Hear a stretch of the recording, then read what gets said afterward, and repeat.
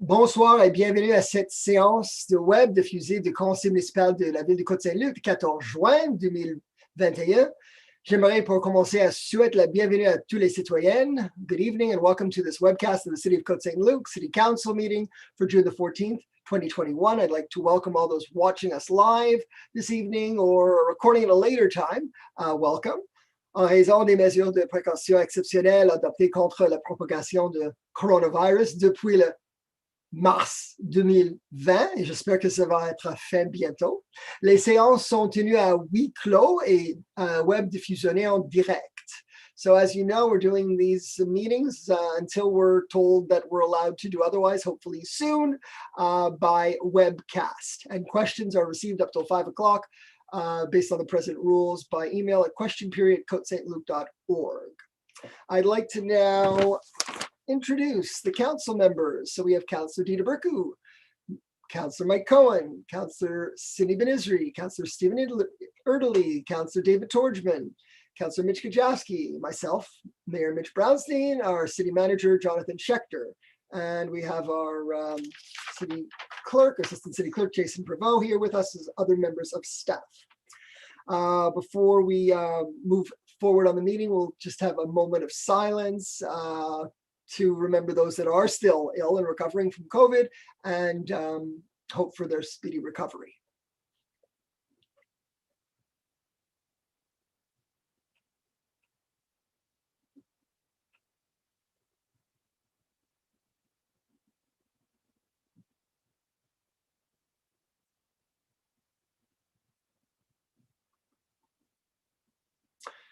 So I will start, first of all, with the good news.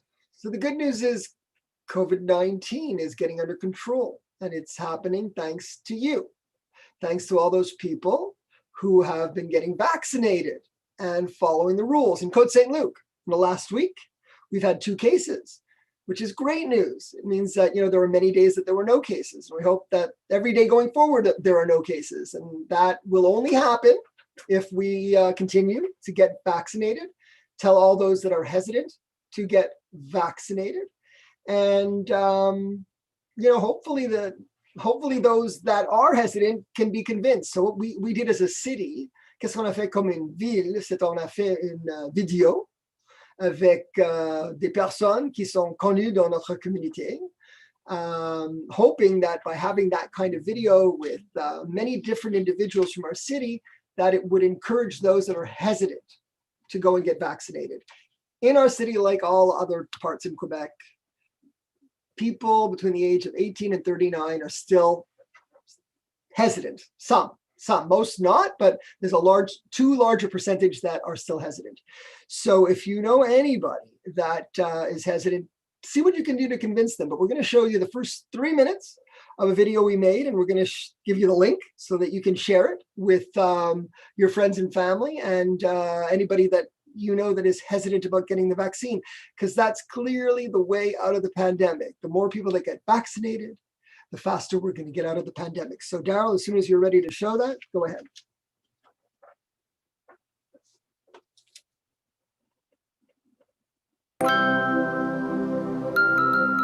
Je m'appelle Mitchell Brownstein.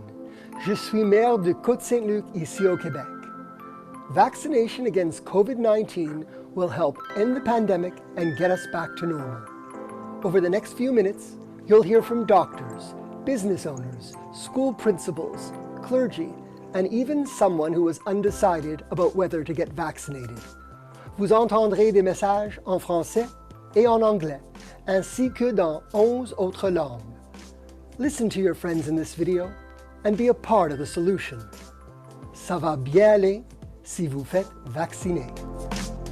On behalf of all of us at JPPS, please help keep our community safe so we can get back to what we love. Get vaccinated! There are a lot of quacks out there telling you not to get vaccinated. Don't listen to them. Our best chance to climb out of this dark COVID-19 hole is to get vaccinated. Go do it. Don't rely on your friends or neighbors to do it. You go and get vaccinated. Allô Côte Saint-Luc, la vaccination va bon train, mais on a encore un bout de chemin à faire. Si vous n'êtes pas encore vacciné, allez, prenez rendez-vous, faites-vous vacciner pour votre famille, pour vos amis, pour la communauté. On va y arriver. Hi, I'm Michelle Toledano, head of school of the Azrieli Tomatora Herzliya schools. Let's get back to normal. Please get vaccinated. Get the COVID vaccine. Hi! Ако обичате, вакцинирайте се. Ваксините са безопасни и са много ефикасни. Това е единственият начин да се справим с тази пандемия. Благодаря. 嗨，接种疫苗，保护自己和家人。 Ako yabi, fita vaksin sao, miena niya sin tip-tip, iwan luan niya ritim finja. Hola, quiero invitarlos a todos para que nos coloquemos la vacuna. Con esto combatiremos el virus y saldremos adelante, todos adelante. Hi, get vaccinated. Pra ki te COVID lan tuyo, pra ki te COVID lan pran soufou, al pran vaksin. नमस्ते, Covid से बचने के लिए vaccine लीजिए।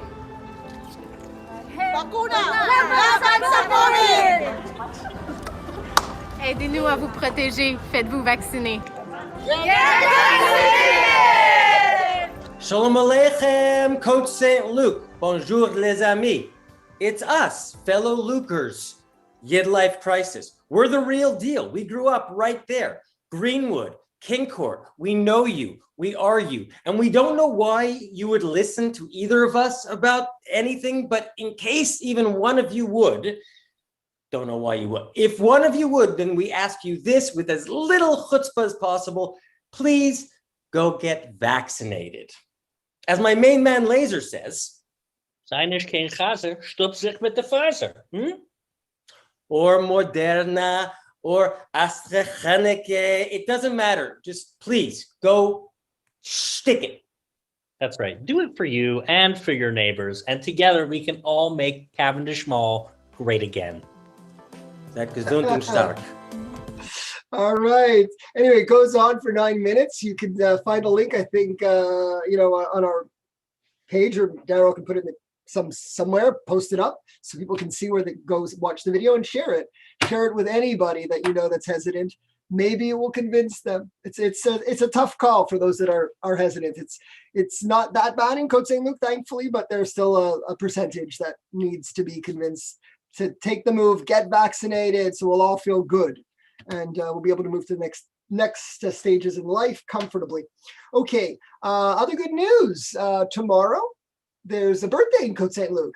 Now, the oldest person in Canada lives in Côte Saint-Luc. Her name is Cecile Klein. She's well known in our city. She's attended all the Côte Saint-Luc Dramatic Society shows for as long as she could, I think up until 109. She was at Minimed at the Jewish General Hospital. She used to love to go there. And she happens to be the mom of my mom's very close friend, Harriet Nussbaum. So I know her very well, and we've had a lot of special occasions that we've shared, her birthdays, for the last few years. 2 years ago, we were at Maimonides. I think you might have a picture of that, Daryl, celebrating her 112th birthday. And last year we went to Maimonides, but we had to do the whole thing on Zoom. Oh, this is from Catch Me If You Can, with the cast of Catch Me If You Can, with Harriet, my mom's friend, and Cecile. I think she was 107 there. And when we put Fiddler on the Roof on at Wager, many people much younger than her were like, why don't they have an elevator? And she was like, no, it's very good. That's how I stay young. I walk the stairs. So she walked the stairs and saw Fiddler on the Roof at Wager. Now I think they're putting in an elevator. So hopefully we'll be able to do Côte Saint-Luc Dramatic Society shows there once again. It's a renovated auditorium. So a very big happy birthday to Cecile Klein tomorrow. She's 114. Parks and Recreation will be doing a little party for her on Thursday. Hopefully the weather will be good and she'll be able to come down to the garden at Maimonides and celebrate with other residents. Hopefully, Dita, you could bring your mom down. I know she's at Maimonides, and we can celebrate this very special day. And we're very fortunate to have a positive person like Cecile Klein. You should note she survived both pandemics. She remembers when she was 9 years old, and she went with her parents to deliver food to individuals who needed food during the Spanish flu. And we know it was not an easy time at Maimonides during this pandemic, but she made it through. So we wish her good health for as long as she can go. Let her be healthy and well. So that's the news on Cecile Klein. Now, since the last meeting, there's been a lot that's going on. As you know, it's been a very busy time. It's just unbelievable what's been happening. First, we had Bill 96, which is not over.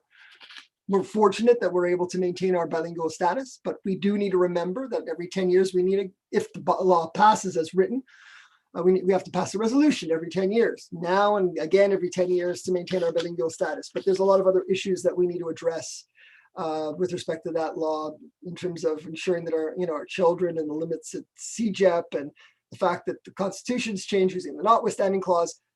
A lot of issues to deal with. So that's been keeping us busy, and hopefully it won't pass in the way it's drafted at present. I'm going to be speaking at a conference on, I think, June 22nd at the QCGN conference on this, and I'll address the issues that affect municipalities and our residents and our institutions.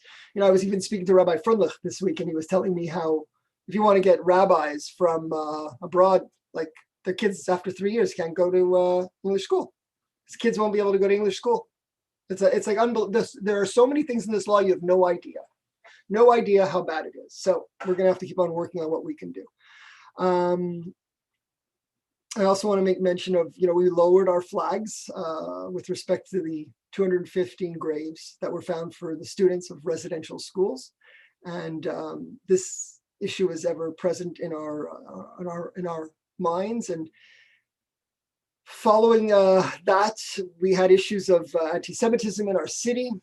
And most recently, we know what happened in Ontario with the family that was killed. So we are addressing all of those issues. We're going to have 2 resolutions that we're passing tonight. And if we want to ensure that Canada remains the best place in the world to live, we have to ensure that our children are educated properly about tolerance, acceptance, and understand that individuals of different cultures, ethnic backgrounds, religions, that we are all the same. We're all people, and we have to have respect and tolerance, and live in a peaceful society, not a violent one. So there's been a lot of unsettling events happening, even right here in Côte Saint-Luc, and we're going to address them today with resolutions, but hopefully the actions can be more than that. The library is going to be doing certain events of rapprochement, as well as parks and recreation.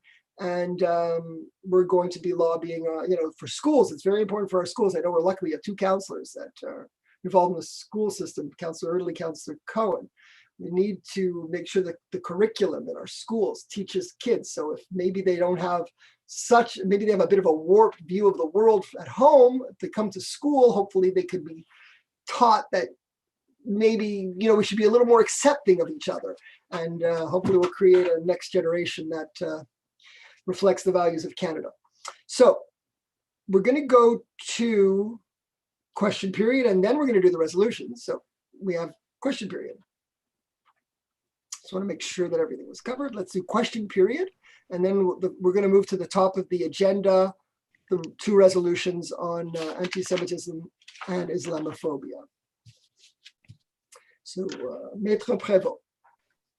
Yes, thank you, Mr. Mayor. So we have 13 questions for the first question period. The first question is from Ted Levine.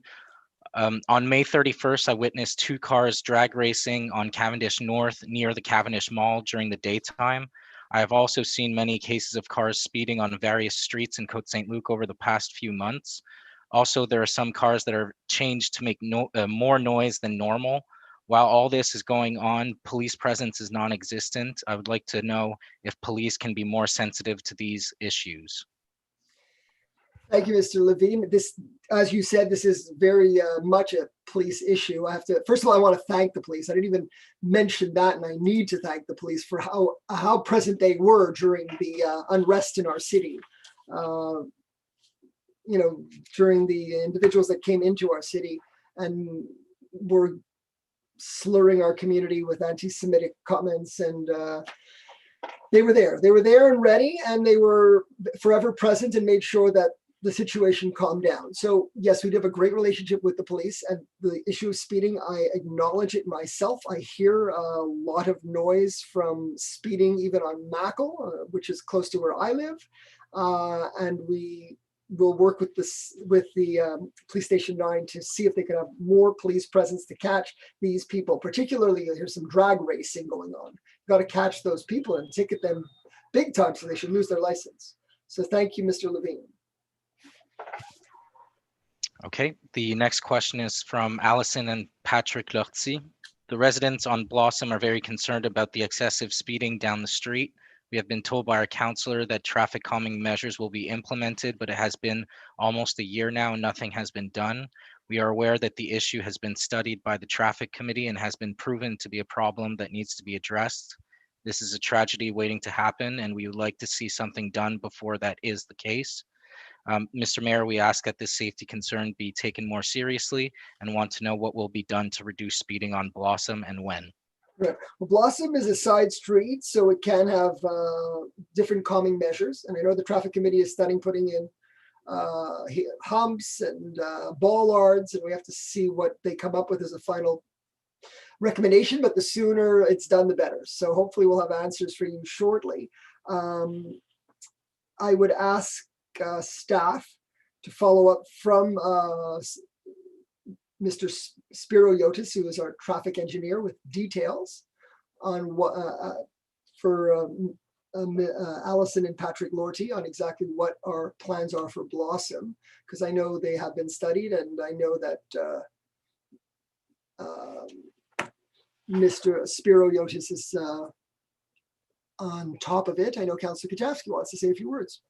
Just very briefly, Mr. Mayor, thank you for allowing me to speak. I did follow up with Spiro this week because we had ordered a radar that we intended to install on Blossom. So I just emailed him for an update on that. So I expect to hear. I believe he's out of the office until tomorrow. So when he gets in, he'll follow up with me on whether and when that radar is supposed to be installed on Blossom as a first measure.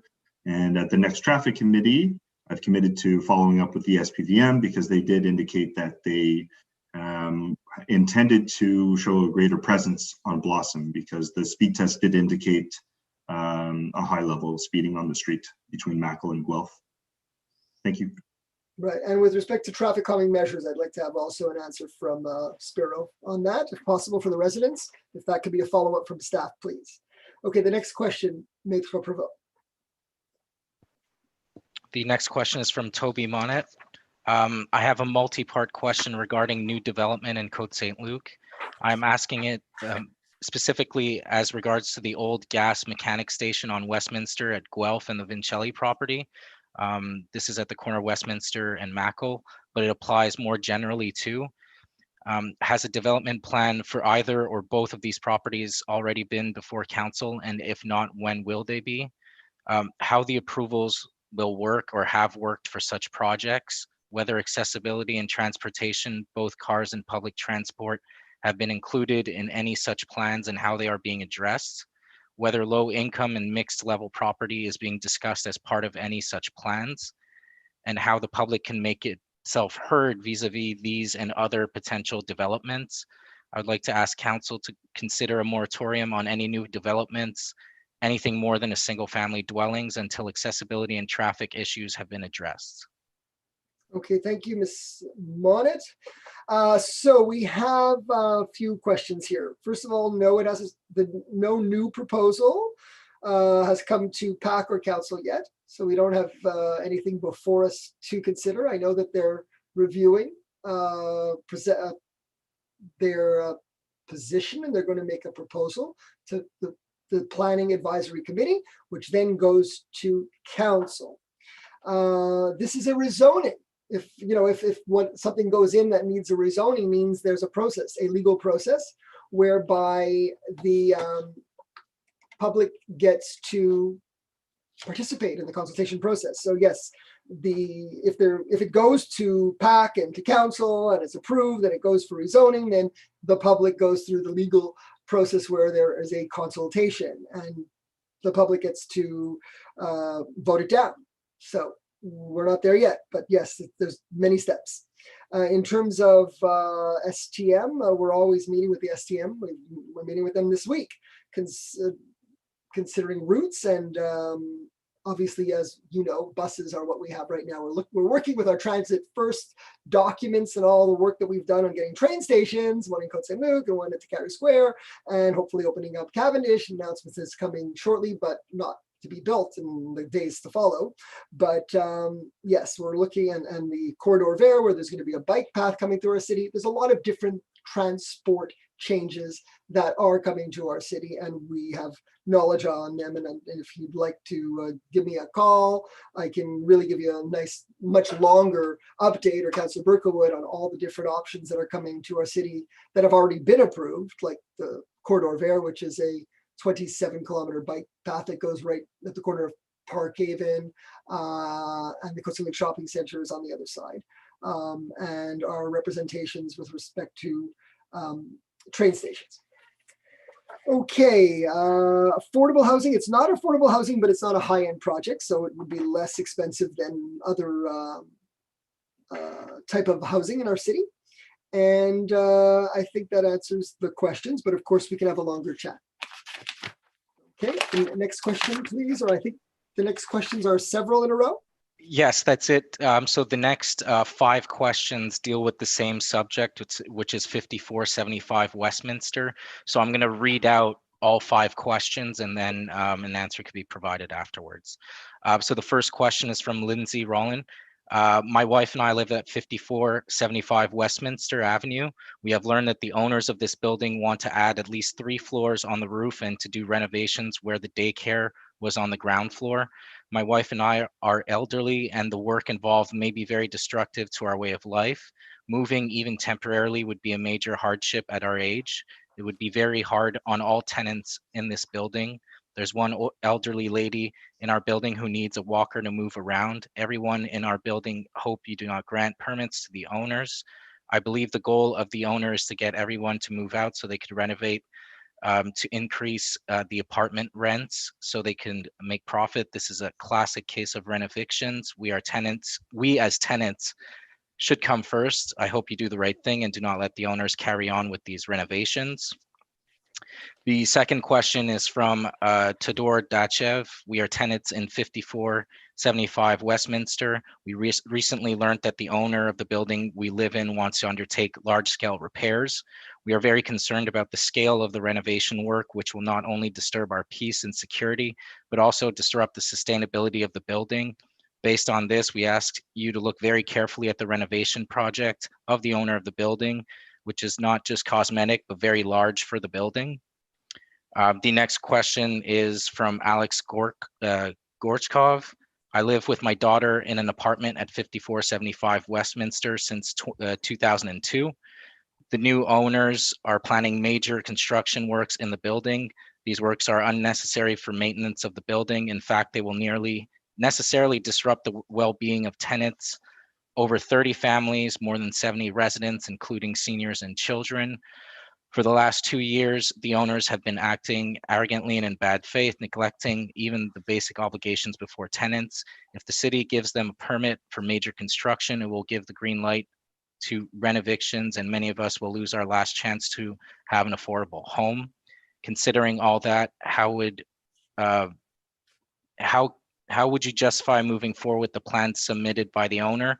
Are you going to ask the opinion of most effective residents? So that's the third question. The fourth question is from Hassan Kazami. I'm a tenant at 5475 Westminster. I'm deeply concerned about the plans of the owners to carry major works in our building. The owners have been, we have very serious reasons not to trust them. They have tried to increase my already high rent by more than 100 this year. They do not maintain the building inside properly, and the last thing we more than 70 tenants need is a major construction here that would make our peaceful enjoyment of the dwelling impossible. And the last question is from Phoebe Monroe. I'm just going to grab just a sip of water. Yeah, it's quite a long question. Go ahead, for sure. Okay, this is the last one. I live at 5475 Westminster. It is a classic post-war building constructed in 1954 with the large high-ceilinged units, hardwood floors, and good natural light. The rents are moderate in what has become a city where the exponential rise in rental rates has forced many people out. 5475 was the exception, a well-maintained building up until 2 years ago when Holland Leasing bought the building and implemented changes. These included above scale rental increases, a high rate of eviction, a near total lack of maintenance, and the advent of cockroaches. As a homeowner for 25 years, the first thing I asked before I rented was whether there were any bugs. Although I have lived in Europe and across Canada, I have never had cockroaches. I was assured there were none by the then superintendent, and he was right. The unit was spotless and remained that way for over 2 years. Once the current owner moved in, suddenly there were cockroaches everywhere. When this was brought to their attention by many residents, the owner started fumigating 8 times by my last count, a nuisance each time, as you have to remove and clean everything in your kitchen and bathroom, cupboards, and vacate the premises for 4 to 6 hours minimum, and then move everything back. A particular hardship for older people who may have not the energy or strength to do this over and over. Every time the day after fumigation, the cockroaches were back. The process itself took about 2 minutes with a quick spray or gel and have proven completely ineffective. This plague has caused at least 3 tenants I know to move out. The 80-something lady next to me left a note last week saying that she was both weak physically and mentally due to the time of living with the bugs. The tenant before her left for the same reason. The daycare, which sits below me, moved out last year as cockroaches pose a health and safety hazard to the children. To compound the problems, the owner has not made serious efforts to repair anything. I still have an enormous hole in my bathroom wall where they fixed the plumbing. The sink has been partially blocked for over a year before they got around to fix it, and they have left a huge gap in the wall. There have been several minor floods, last resulting in paint flaking on the wall, resulting in waves of curling plaster holes in the shower ceiling and a leak in the bedroom closet. Okay, now we learned that the owner is seeking a permit to renovate the building by adding more stories and renovating the ground floor, including the daycare. As a senior with respiratory issues living directly above the daycare, this would be a health implication for me, speaking of the dust. As mentioned above, there is a lack of affordable housing in the city. Much of this is due to the renovations and other reasons to get older tenants out so that the owners can raise the rents. For new tenants, there's little to no concern for tenants, as demonstrated by the amount of bugs in the building, other issues such as heating in the winter. Where are we to go when this happens? Where will we find reasonable accommodations at prices we can afford? What are the implications for those on a fixed income and those who are frail and elderly? These are questions to the very social fabric of Côte Saint-Luc, the quality of life and the sense of community. As a tenant, I implore you not to issue a permit for the renovation of the building. And that is it. That summarizes all of the points. Thank you, Maitre Prévost. So not being an expert in rental board law, but still an attorney in my past life, I could see that most of these issues are régie de logement issues out of the control of the city. But since we do have a city councillor on our council who's done a lot of work over many years on behalf of tenants and has attended the régie de logement on many occasions on similar issues, I'll let Councillor Burku speak to these questions, as she's more of an expert than myself. Thank you, Mr. Mayor. As chair of PAC, I would like to start by saying that yes, we have received proposals from this property owner for an addition on the rooftop to add an additional floor. And we have also received a request for a permit to renovate the ground floor and convert it from the commercial space to residential space. And as such, it's a two-phase process. The first step is rezoning, requires a rezoning. And after the rezoning is approved, then they will be allowed to go for a permit for renovation, which they have not detailed yet, but so far what we've seen is the addition on the top floor and the renovation on the ground floor. Now, as council, we've been very clear with the developer, with the owner, that we absolutely require them to follow the law, to do what is required by law, not more, but not less, and to give the proper notices and to go through the process in a very strict and rigorous fashion. And what this means is that when and if the rezoning goes through, which should be over the course of the summer, we're projecting that it's going to go to council over the course of the summer, then the landlord will have a timeline. He'll have a plan that he will be able to submit to the council, but more important to the city, but more important to the tenants, because if he's going to send out a notice, according to the legal requirements, he's going to have to say when the work is going to start, what the extent of the work is going to be, how long it's going to take, and how it's going to impact the tenants, according to 1922 and 1923, the Civil Code. I would strongly urge the tenants to hire a lawyer. They cannot rely on the city to protect their legal rights as tenants. I think it would be very important for them to do that. But they should know that the city, at the same time, as chair of PAC, and I know I speak on behalf of council, and Councillor Erdely will add whatever he wants to say, but that we have insisted that the owner proceed in a systematic and orderly fashion, and that he followed rigorously the rules, so that if eventually you end up at the regie, you shouldn't be afraid to go to the regie. The regie is there for that, and you'll get a very fast hearing. As soon as you apply, it's a fast track for this type of case. So to ask the city to refuse the permit, I don't think at this point, I'm talking as a city councillor now, is the appropriate recourse. I think what you have to do is you have to understand what your rights are and to proceed so that you can take advantage of all the rights and recourses that you do have. And the city will do its utmost, as we have so far been very clear with the owner, that we want the tenants to be treated fairly and according to law. That's what I have to say. Councillor Erdely. Yeah, thank you, Mr. Mayor. Yeah, just to reiterate a few points, our goal is twofold. On one hand, we want to protect the residents who are living in the district, and I've spoken to a few of these residents, the residents that reached out to you directly myself, and that's a point I made clear. At the same time, the goal is also to try to improve the district, and it's a message that we've said to many of our landlords. We want them to invest money in their buildings. Now, I've spoken to the landlord as well, and I've said to him, the goal for him is to find that balance.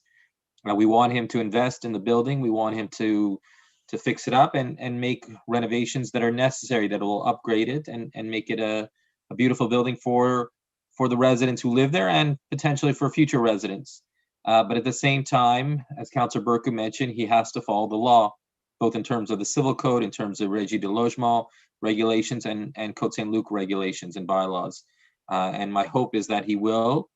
And of course, we're there to assist. But as Councillor Burku mentioned as well, the Régie de Logement is the better avenue for most of these requests because they're the ones who deal with them more directly. But we hope to, like I said, we hope to be able to find that balance where the renovations hopefully can be done, but in a way that will not unduly inconvenience the residents who are living there. And of course, we want to make sure the landlord does everything he should as per the law. Thank you. Thank you. So in any rezoning process, individuals have the right to vote it down. It's not a simple process. but it exists. So we will make sure that everybody's informed of the rezoning process, and assuming that it does not get voted down, then most of these issues are rental board. And if you need other free advice, you can go to the Arnold Bennett Legal Clinic. He provides free advice. And if you need a legal aid lawyer, he can refer you to legal aid lawyers as well. So you, as Councillor Burkus said, you should definitely take all steps to ensure that you have proper representation, so that you get the best possible outcome based on the Régie de Logement rules, which are very strict, and they're made primarily to protect the tenant. So I think that's answering those questions. We'll go to the next question, Maître Prévost. Thank you. The next question is from Norman Sabin. Einstein Avenue has 2 speed bumps between Kildare and Mackle. They were placed circa 2010, despite the fact that there were no speeding related accidents on the block in the preceding 30 years. The problem is these 2 speed bumps are very bumpy. Cars have to come to a near stop to pass them safely, as do emergency vehicles. The stop starts also generate excessive GHG emissions. In addition, the bumps span the entire roadway and do not flatten out before the sidewalks, leading to significant water accumulation if the rain or snow melts.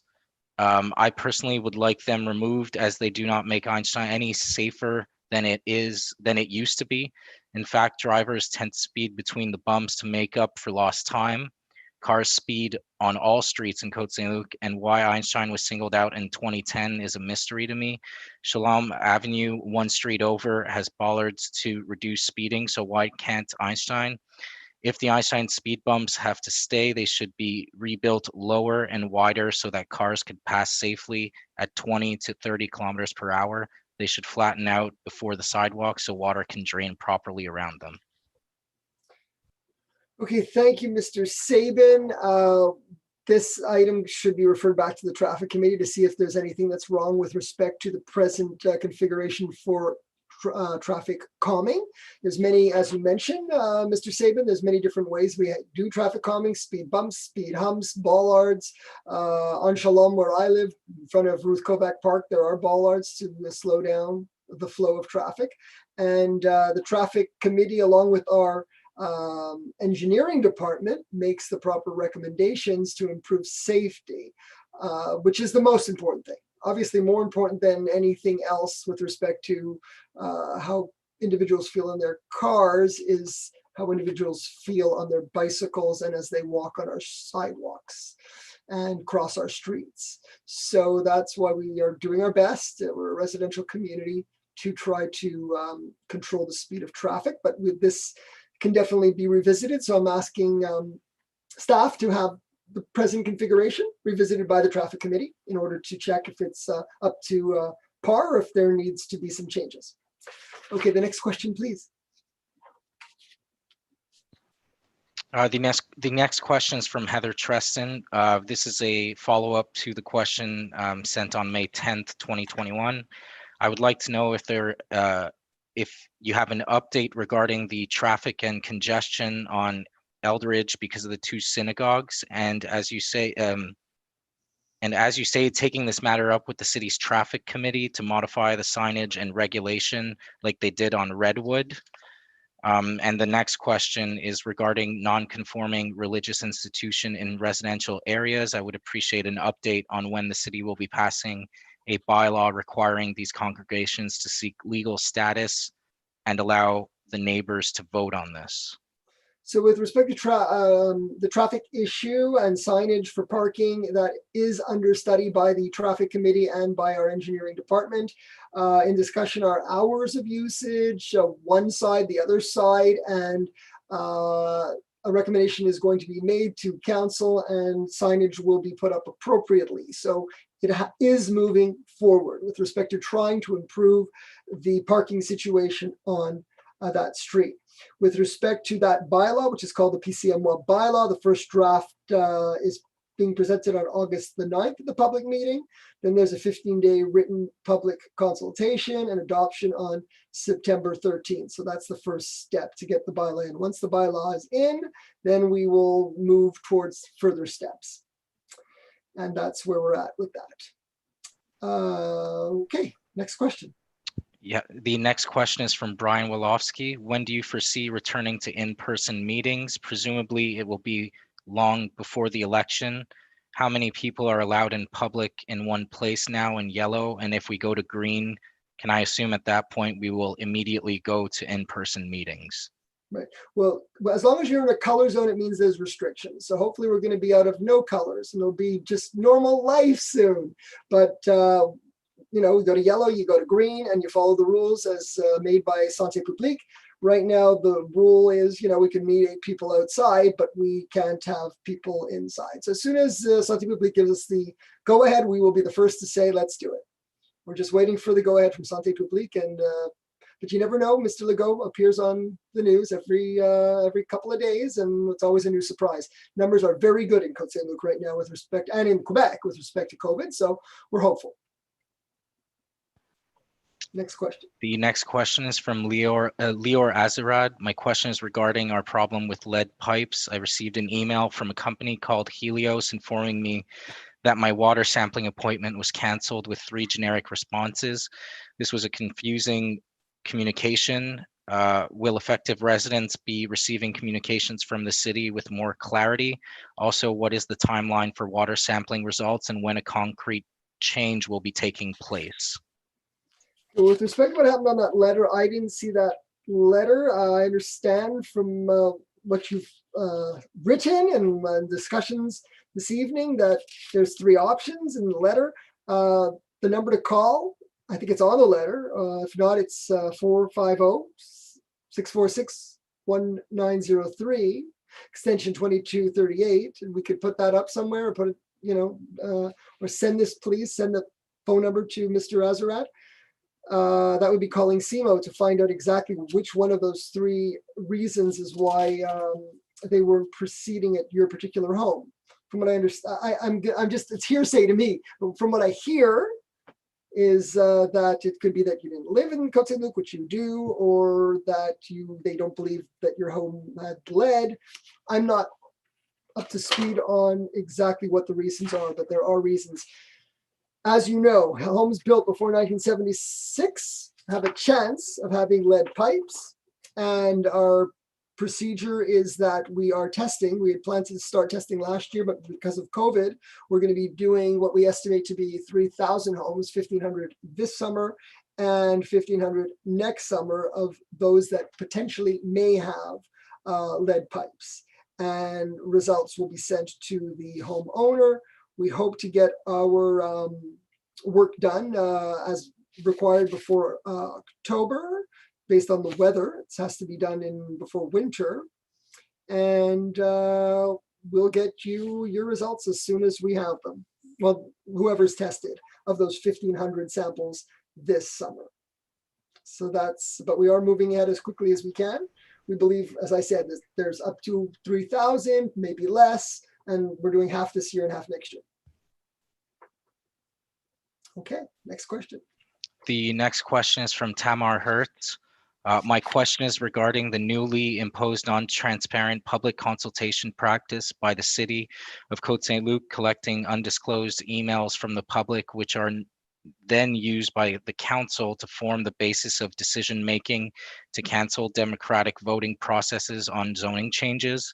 On April 12, 2021, I was told by the city that I would have an answer to my question regarding the transparency of public consultation emails. A month ago, I inquired about an update to the pending answer and have still received no response.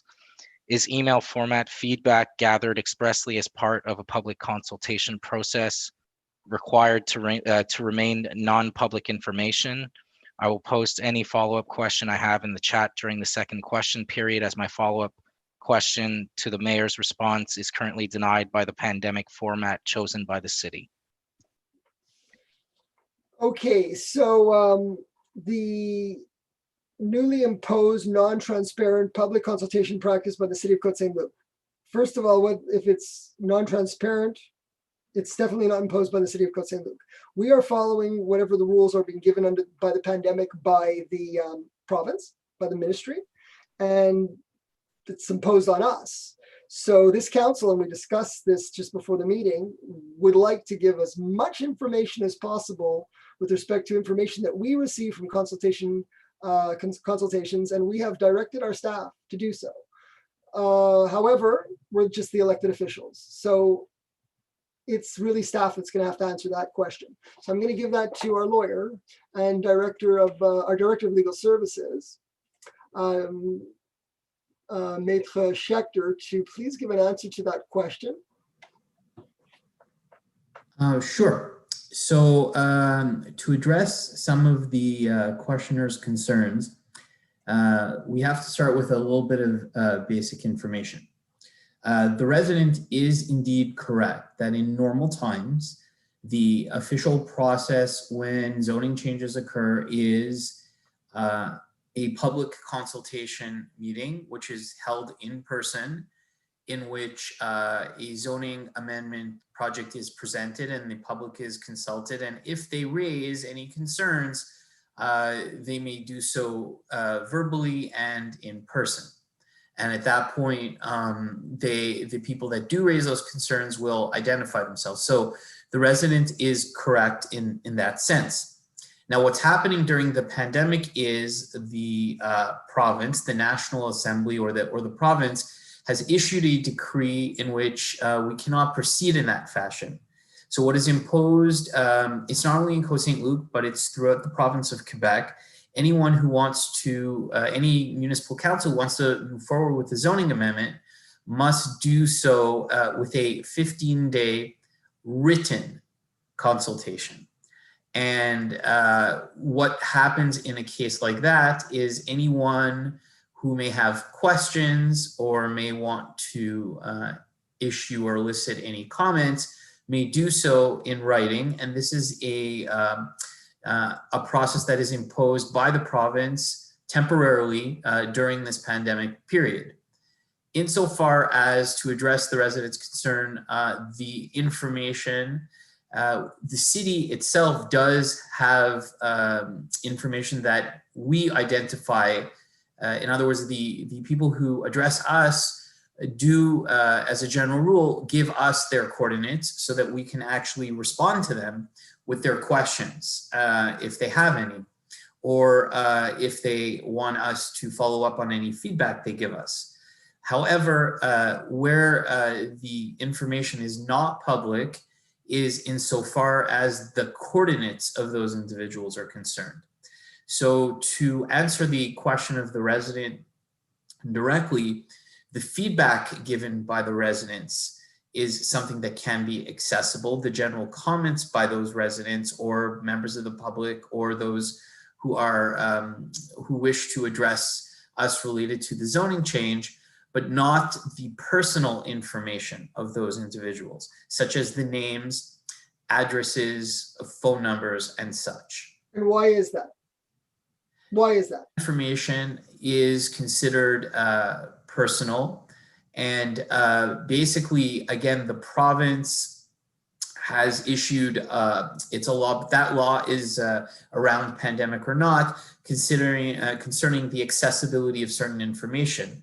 And municipalities by law would not be allowed to give out certain personal information. And in this particular case, these emails are treated as if they were any other emails that were written. And because of this, the city is not allowed to, in this particular instance, give out the personal information of those who addressed us. And have you verified that with the ministry and with attorneys? Yes, this was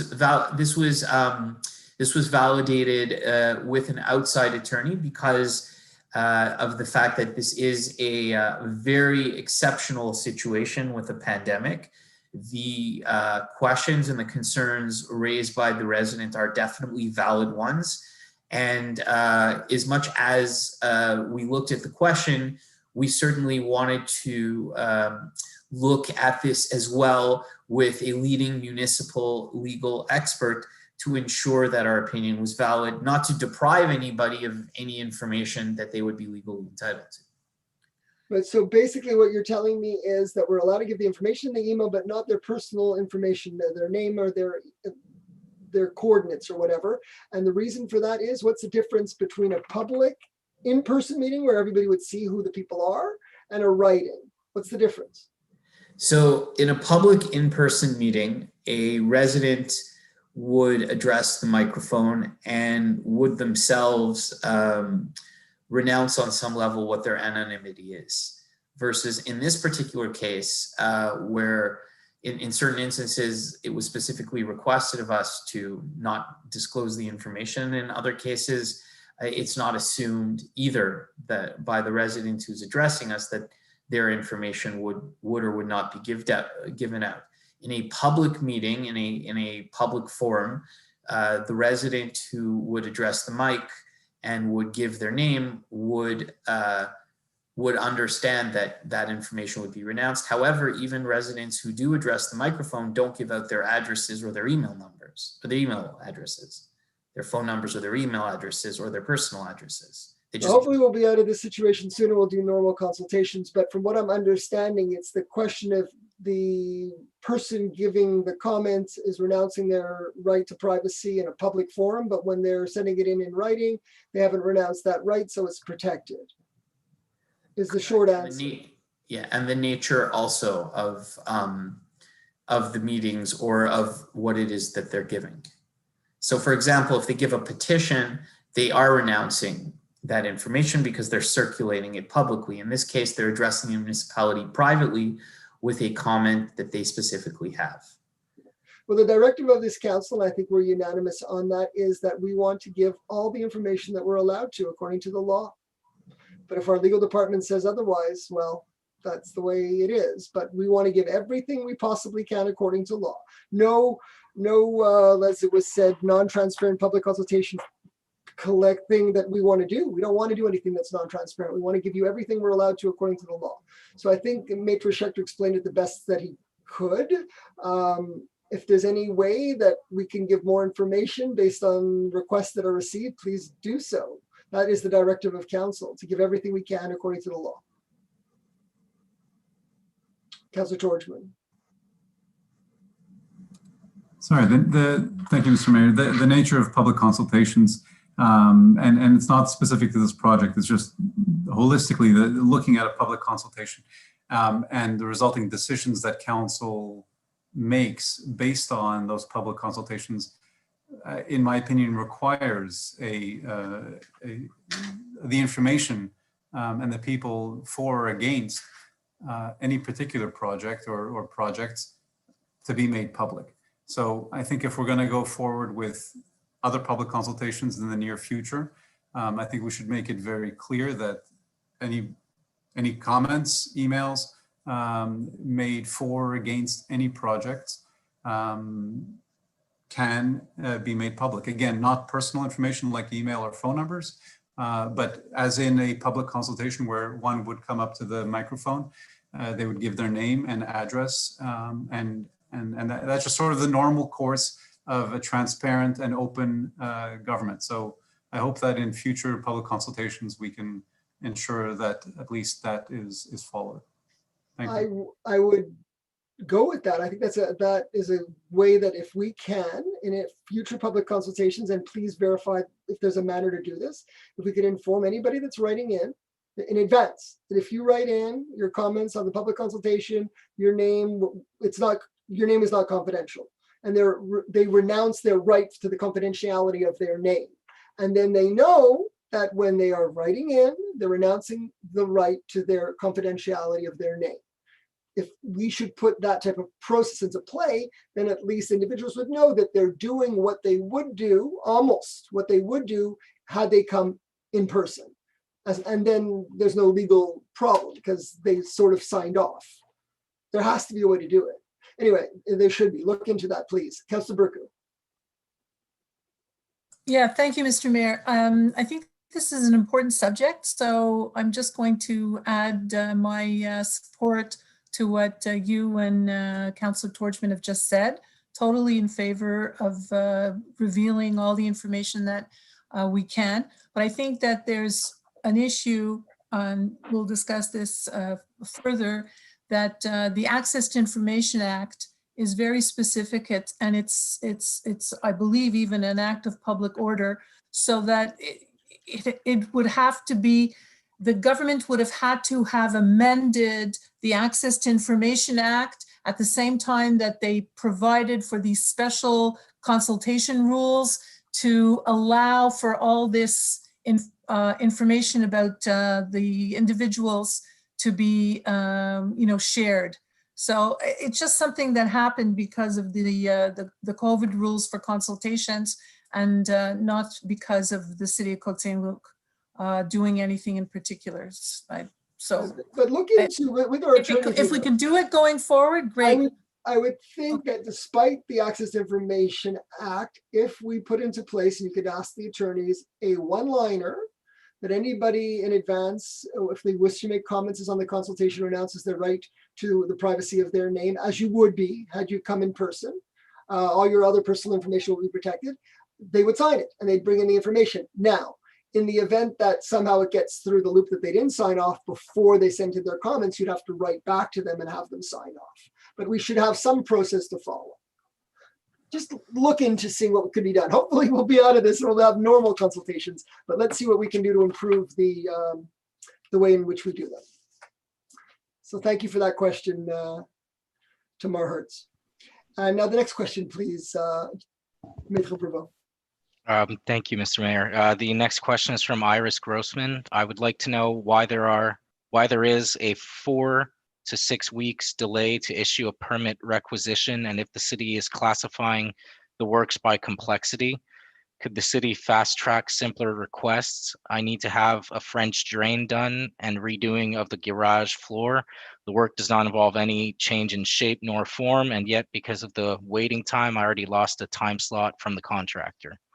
Thank you for that question. The manner in which permits are being processed or prioritized are based on urgency and receipt. So it's receipt of application and urgency, but definitely your particular case will be taken into account. And thank you for writing, and hopefully we can have the urban planning department and engineering department get back to you on your particular request. Are there any other questions? No, that was the last question. Okay, so now we're going to move to the agenda. And before, I guess we do the approval of the minutes, business arising, and then we'll move up the item number 8D and E to right after business arising, okay? So approval of the minutes, Councillor Cohen. Seconded by Councillor Ben-Isri. So move. All in favor? Carried unanimously. Business arising from the minutes.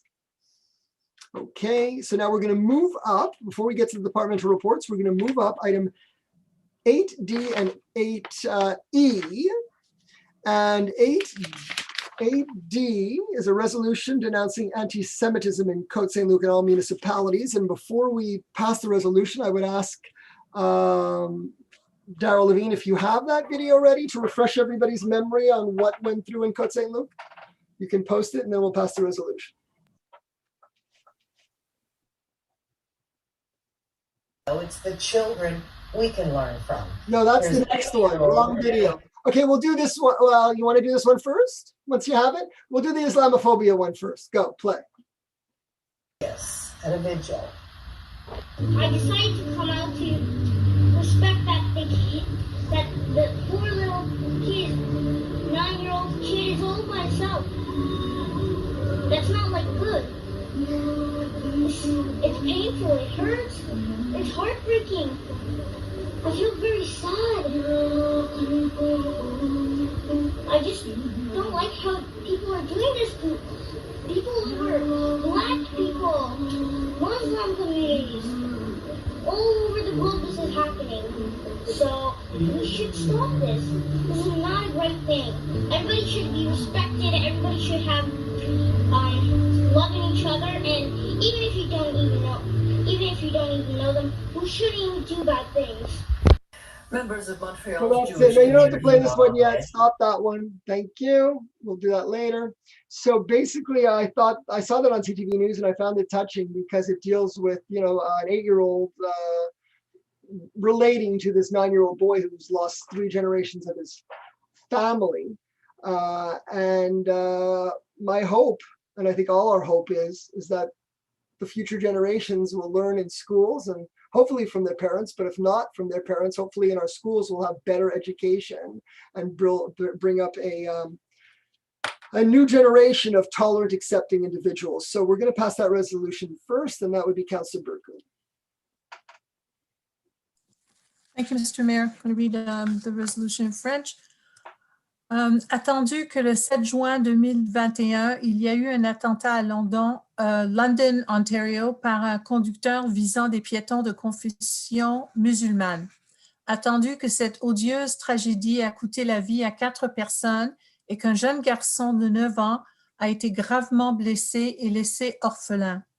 Attendu que tous les résidents du Canada jouissent des droits et libertés fondamentaux garantis par la Charte canadienne des droits et libertés de 1982, dont les droits à la vie, à la sécurité et l'intégrité de la personne et à la dignité et à l'égalité. Attendu que la ville de Côte Saint-Luc s'est souvent déclarée contre toutes les formes de discrimination raciale et en faveur des droits et libertés des personnes indépendamment de leur race, couleur, religion, origine ethnique ou nationale. Attendu que la ville de Côte Saint-Luc est une ville qui fait la promotion de la tolérance, de l'harmonie, du respect, de la diversité et du vivre ensemble. Attendu qu'il est impératif de dénoncer tout acte de haine ou de violence visant une personne ou un groupe en raison de ses croyances ou tout autre groupe identifiable. Il est résolu que le conseil municipal de Côte Saint-Luc dénonce l'attentat perpétué à London, Ontario, le 7 juin 2021, tuant 4 piétons et blessant un jeune enfant de confession musulmane. Que le conseil municipal de Côte Saint-Luc offre ses condoléances à la famille des victimes et affirme sa solidarité avec la communauté musulmane de London, Ontario, et de Côte Saint-Luc et de Montréal.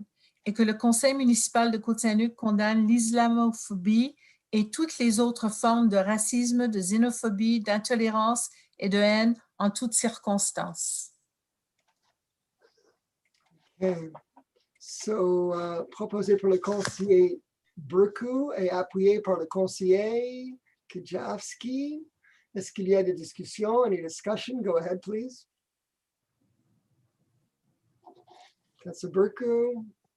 Okay, well, I just wanted to say that I was going to say this in any event. You know, as I was growing up in Côte Saint-Luc, my father, who was a Holocaust survivor, used to say to me every day, every single day, this is the best country in the world. Canada is the best country in the world. And it really takes it out of you when you see what's going on in terms of the anti-Semitic attacks that we're going to denounce in the next resolution. And now, you know, these attacks against people of the Muslim faith.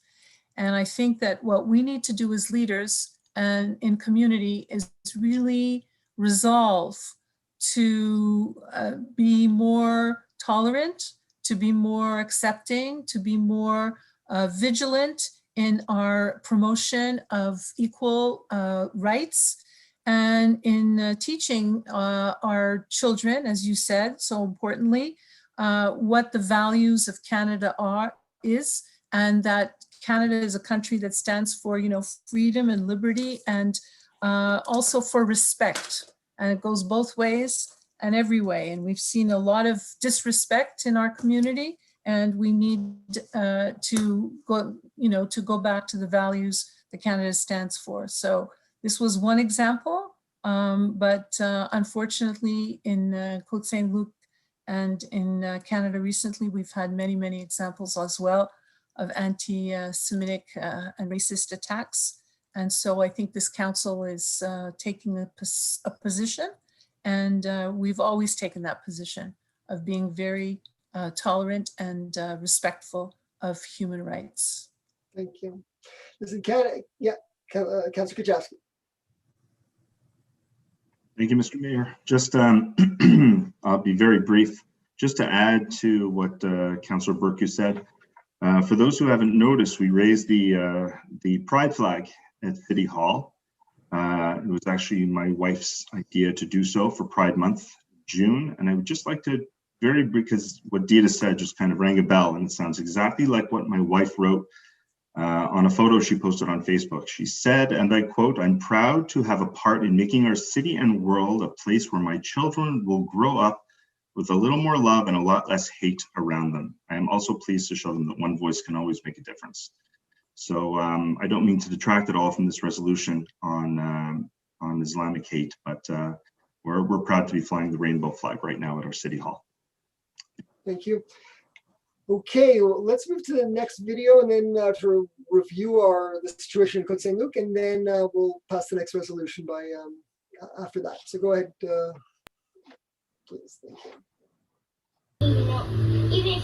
Police have increased their presence in some of the neighborhoods. Gabrielle Family has more. It's been a rough week in Côte Saint-Luc.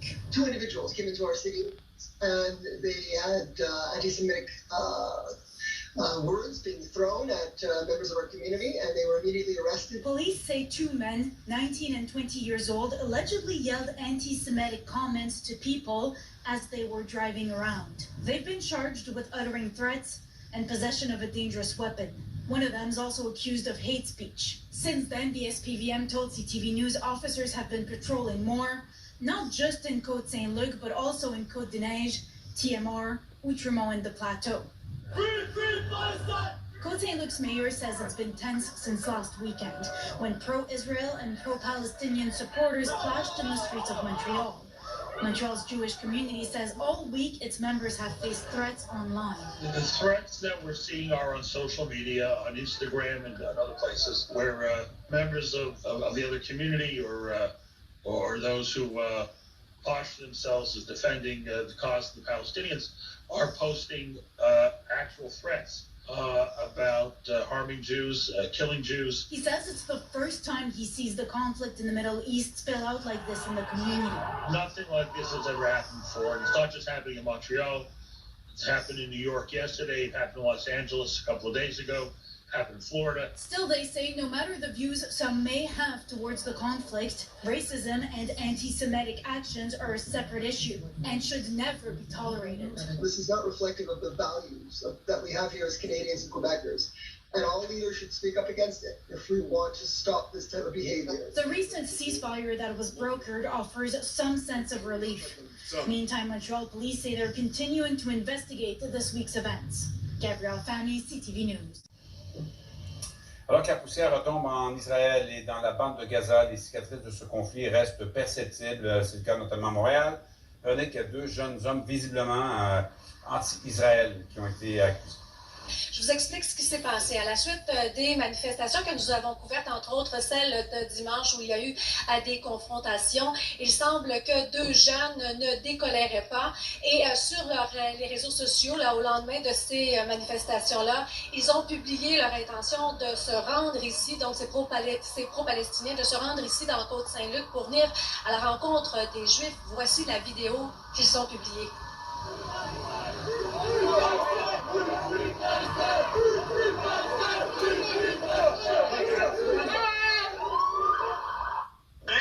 C'est là-bas où il y a toutes les juifs.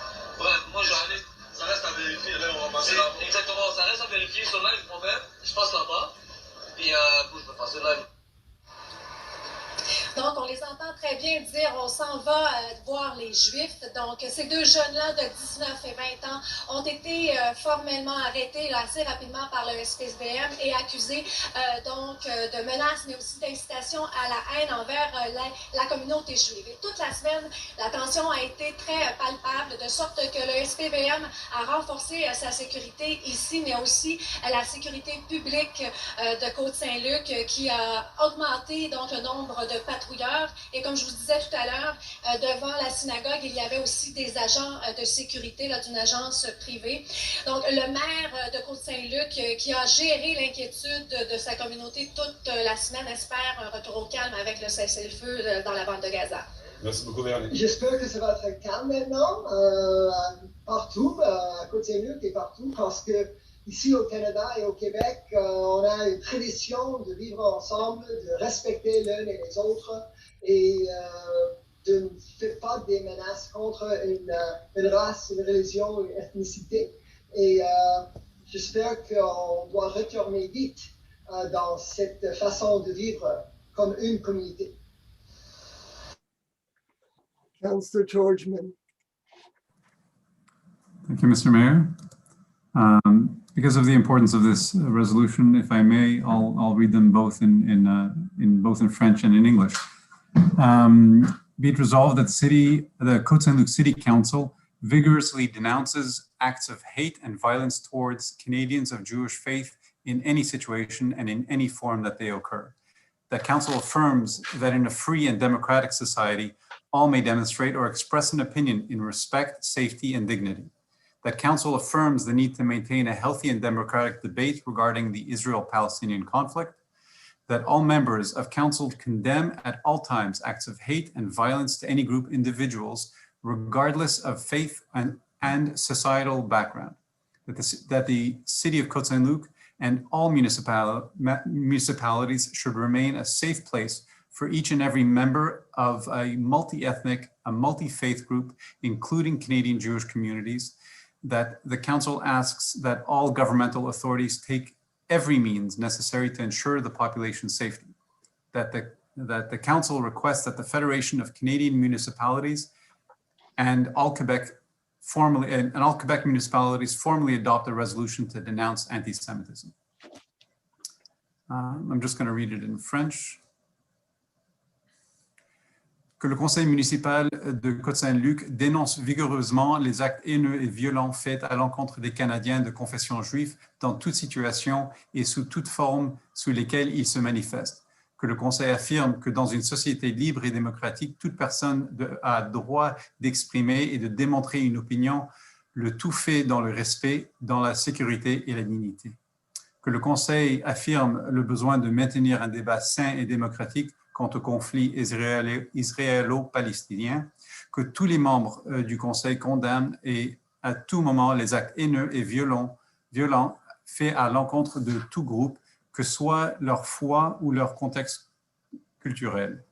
Que la ville de Côte Saint-Luc et toute autre municipalité doivent demeurer des endroits sécuritaires pour chaque membre des groupes multiethniques et multiconfessionnels, y compris les communautés juives du Canada, et que le Conseil demande que toutes les autorités gouvernementales prennent tous les moyens nécessaires afin d'assurer la sécurité de la population.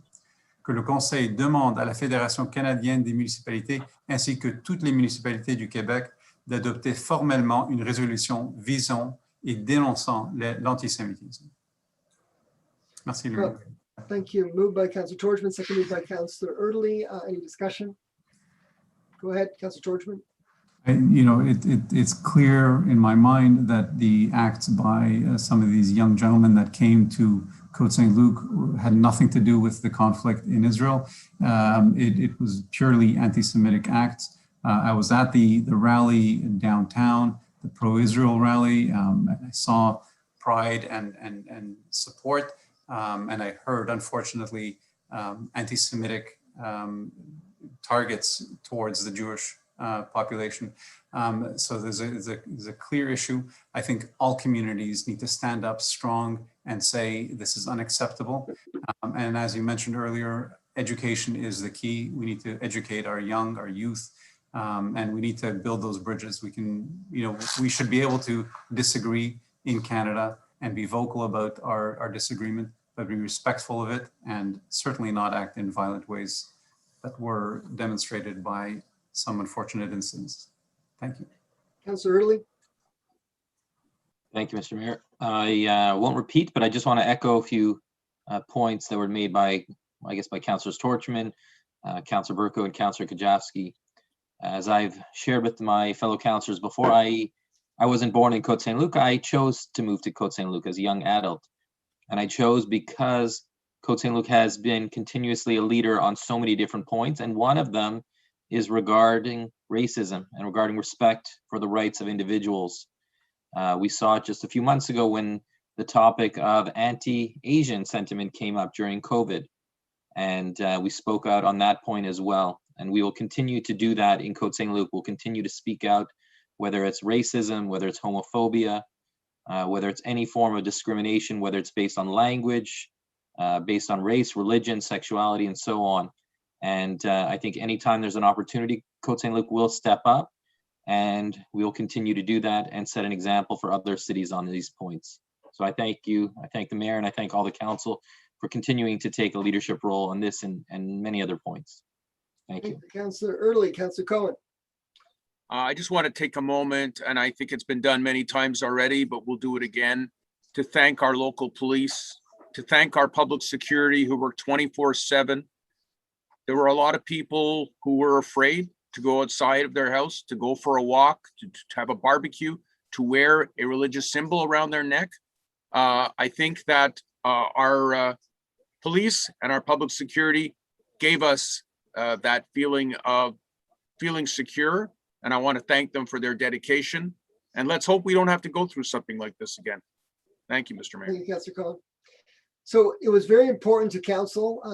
I worked very hard with Maître Prévost. I want to thank you, Maître Prévost and Maître Schechter, for all your work on this. It's been very time consuming from the beginning, where we passed these resolutions. We tried to get the Federation of Canadian Municipalities to pass this resolution at their annual conference. And I know that we're continuing to work with our contacts at the Federation of Canadian Municipalities for an official statement on this issue. Social media is a tough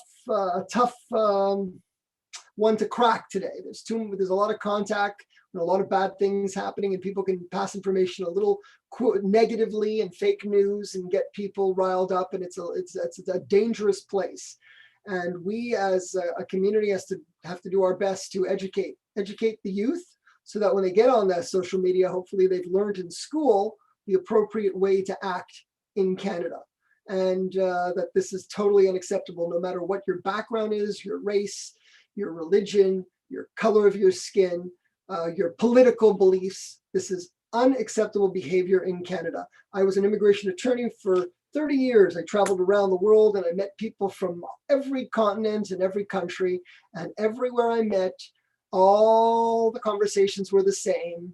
They were only talking about their family and their children and their dreams and their hopes for the future, and not politics.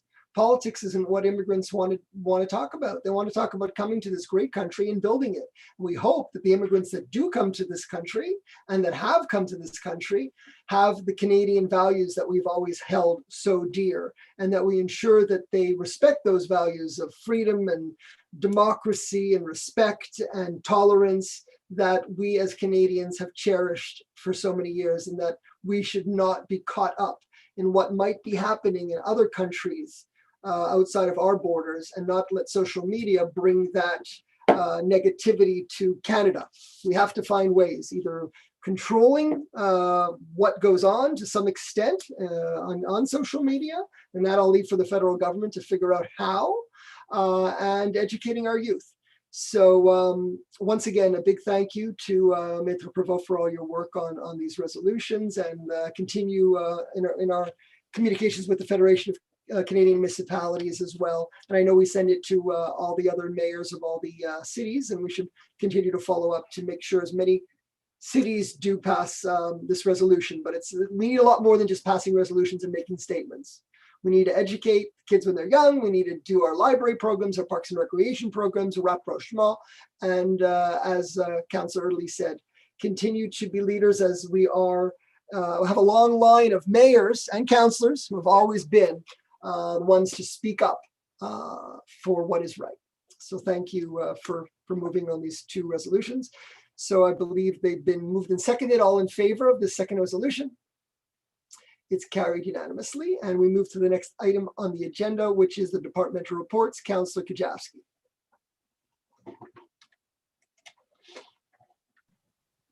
Thank you, Mr. Mayor. I so move the departmental reports for the month of May 2021. Moved by Councillor Gajowski, seconded by Councillor Benizri. Any discussion? Councillor Cohen.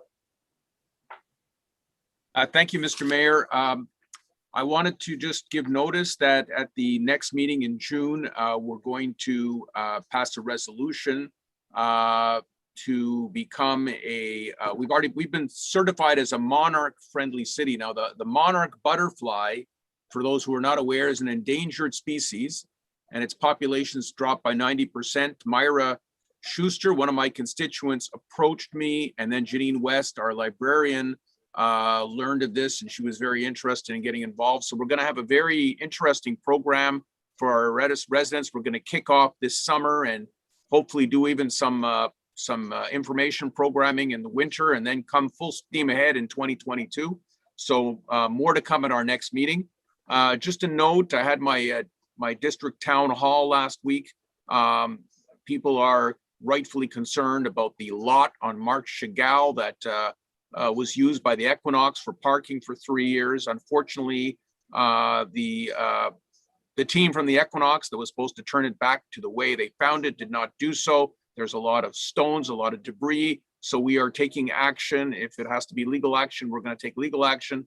The mayor viewed the site with me. It's completely, absolutely unacceptable the way they left it. And the grass is starting to grow. We're hoping to put some benches and pathways up this summer, but it's in the hands of our legal team right now. The signs for 30 kilometers an hour on Marc Chagall, I learned today, seem to be on back order. I don't know how that's possible because they were ordered several months ago, but this is what I was told this morning when I did my early morning walk through the district. And one final note, the basketball courts, construction is supposed to begin this week on the basketball courts at Rembrandt Park. And it's going to take about a week, and then they're going to have to let it sit for several weeks so the ground settles. But we will have beautiful brand new basketball courts and a half court by the end of the summer. So thank you, Mr. Mayor. Thank you, Councillor Cohen. Councillor Torchman. Thank you, Mr. Mayor. I'd like to start off, I want to broach a difficult subject, but it's something that we have to talk about, and that's the issue of domestic violence. Right here in Côte Saint-Luc, there was the 11th case of a woman murdered in a case of domestic violence. And to date, there have been 12 women killed in all of Quebec in the last 6 months. And that's a staggering number. I think it's time we talk about these uncomfortable issues and put it out in public, that we need to reach out to those that need help. So I reached out to an artist that makes these t-shirts and hoodies, and she's a phenomenal artist, a local artist. She can be found at Colors 8410, and she donates part of her proceeds from these t-shirts to SOS Conjugal, Violence Conjugale. The message is, tell her you love her. We are one community, and if we see someone who might need help, we need to tell them that there are support resources available and a way out. I'll put on the links on my social media and see if the city can do the same, but there are resources available for those in difficult situations, and letting them know that there's a way out may help them save a life. So I want to thank the artists who made these beautiful shirts. On a lighter but important note, on the library side, the library is running a finger puppet making program for Dia Kids, bringing smiles to kids in hospitals with diabetes. So I want to thank our local resident, Michaela Etienne, who has spearheaded this initiative, and the library staff for making the finger puppet program happen seamlessly. I don't know if you saw what I did there. So check it out at csllibrary.org/marionnette. And I'll also put up that link on the website. As well, a reminder, the library is open to the public. So please check out the csllibrary.org website for all the details, or you can also email reference@cotesaintluc.org to schedule your visit. And as usual, our contactless pickup of books is always available, and it's a great service. Lastly, in engineering, the building envelope of City Hall is complete with some minor works left. The building looks great. And the department is preparing for a road reconstruction of 2 more streets starting this August, and we've already completed 2 other streets earlier in the month. And lastly, the testing of the water as the mayor mentioned earlier, 1,500 tests in Côte Saint-Luc will be starting in July 1st. And residents should get the results as soon as, relatively quickly, about 2 weeks after the tests are done. It shouldn't take more than a couple of weeks to get the results, and the residents will get the results of how their water looks. It'll be on as the tests roll in, we'll be sending those out to the residents. I think that's our angle on this one. That's it. Thank you very much, Mr. Mayor. Thank you. Councillor Early. Thank you, Mr. Mayor. As a segue from Councillor Torchman, I booked my spot to have the city come test my water for lead. So I encourage all residents of District 4, includes much of District 5, District 3 as well. So any homes that were built, I believe it was until 1976 or before 1976, should please register to have their homes tested. I'll start on the financial side, on the finance side. A reminder to residents, hopefully you didn't miss this one, but the first installment of taxes was due on May 27th. So if you haven't paid yet, please make sure to do so as quickly as possible. And the second installment is due on August 25th. What I often do is I do it through my banking site, and I basically set it as almost like a post-dated payment through my site. You can also drop off a post-dated check at City Hall or send it with the envelope that you got with your tax bill. Also on the finance side, we'll be having our second budget consultation on June 29th. So Tuesday, June 29th at 7 p.m. We did this 2 years ago back in 2019. We didn't hold it last year, I hate to say, in 2020, partly due to COVID, but we're excited and hoping that residents will be able to come and join us. As you know, we usually present the budget in December, but at that point, the budget is virtually done. So even though residents have feedback, it's a bit late at that point. So the goal of this is to hear from you, the residents, in terms of what you think the priority is. Imagine you could create the budget. These are some options. Where would you spend the money? So please join us on June 29th at 7 p.m. And look to the website and Facebook page for more information in the coming weeks and to see the link. On the environmental side, I wanted to share a few things. I was looking over the stats in terms of waste. So I'm happy to report this is comparing January to April of 2020. You're frozen. Councillor Early is frozen. So who would like to speak, and he'll return? Who would like to go next? Councillor Burku. And just to mention, he's back. You were frozen there for a minute. Did I? So what? Just tell me. Do I have to back? Did you catch all the numbers, or should I repeat them? I guess. Okay. I guess you need to repeat them. Okay, I'll repeat the numbers. Sorry, I don't know if it's my connection, but I'll repeat the numbers one more time. So organic waste up 42%, recycling up 7%, and garbage down 25%. And just to give the full extent of that garbage number, when I was looking last year, so 2020, if I compared to 2020 to 2007, and I know that seems like a long time ago, but 2007 was just as we were starting organic waste collection. So we've reduced garbage by 43.7%. And now if we continue at this rate, that means we'll reduce garbage by more than half. So even though the population of Côte Saint-Luc has gone up over those years significantly, that means on average, each home is producing half as much garbage. And of course, our hope is with the black bins that are coming over the next few months, with of course more of an emphasis on organic waste collection. We have the green patrollers that are out there on recycling. We'll continue to reduce garbage, less to landfill, more to recycling, more to composting, and hopefully we'll do our part for a better environment. And on that note, 2 more dates to remember. One more is August 22nd. So August 22nd is the date for the next big drop-off. So I know I do this, and many of you do as well. If you have old compact fluorescent bulbs, although I know we're switching to LEDs now. If you have paint cans and so on, I store them in my garage, wait for that big drop-off day, although you can go to Public Works during business hours, but it's not always easy for me. So August 22nd, big drop-off. There'll also be a shredding. I know this is very popular. There'll be an opportunity if you have documents that need to be shredded. So come on that day to the Public Works yard and drop off your waste, electronic waste and so on.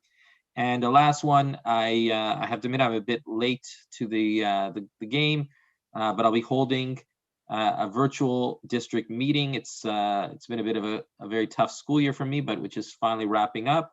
But July 14th, 7 p.m., I'll be sharing more information in the upcoming weeks about a District 4 district meeting on Zoom, and hope to hear from the residents in terms of more feedback, and look forward to seeing you then. Thank you, Mr. Mayor. Thank you, Councillor Early. Next, Councillor Benizri. I think you wanted to speak.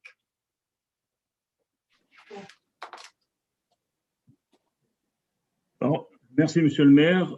Juste pour ajouter ce que vient de mentionner le conseiller Early concernant l'environnement, j'aimerais juste mentionner, I just wanted to mention that on May 20, we had a compost giveaway. It was a big success. A total of 200 residents received compost. J'aimerais aussi mentionner une nouvelle initiative. Nous avons mis en place une division d'environnement. Il est important d'améliorer l'environnement. Les projets en cours sont la plantation d'arbres et la distribution de bacs noirs à ordures qui vont être distribués au mois d'août.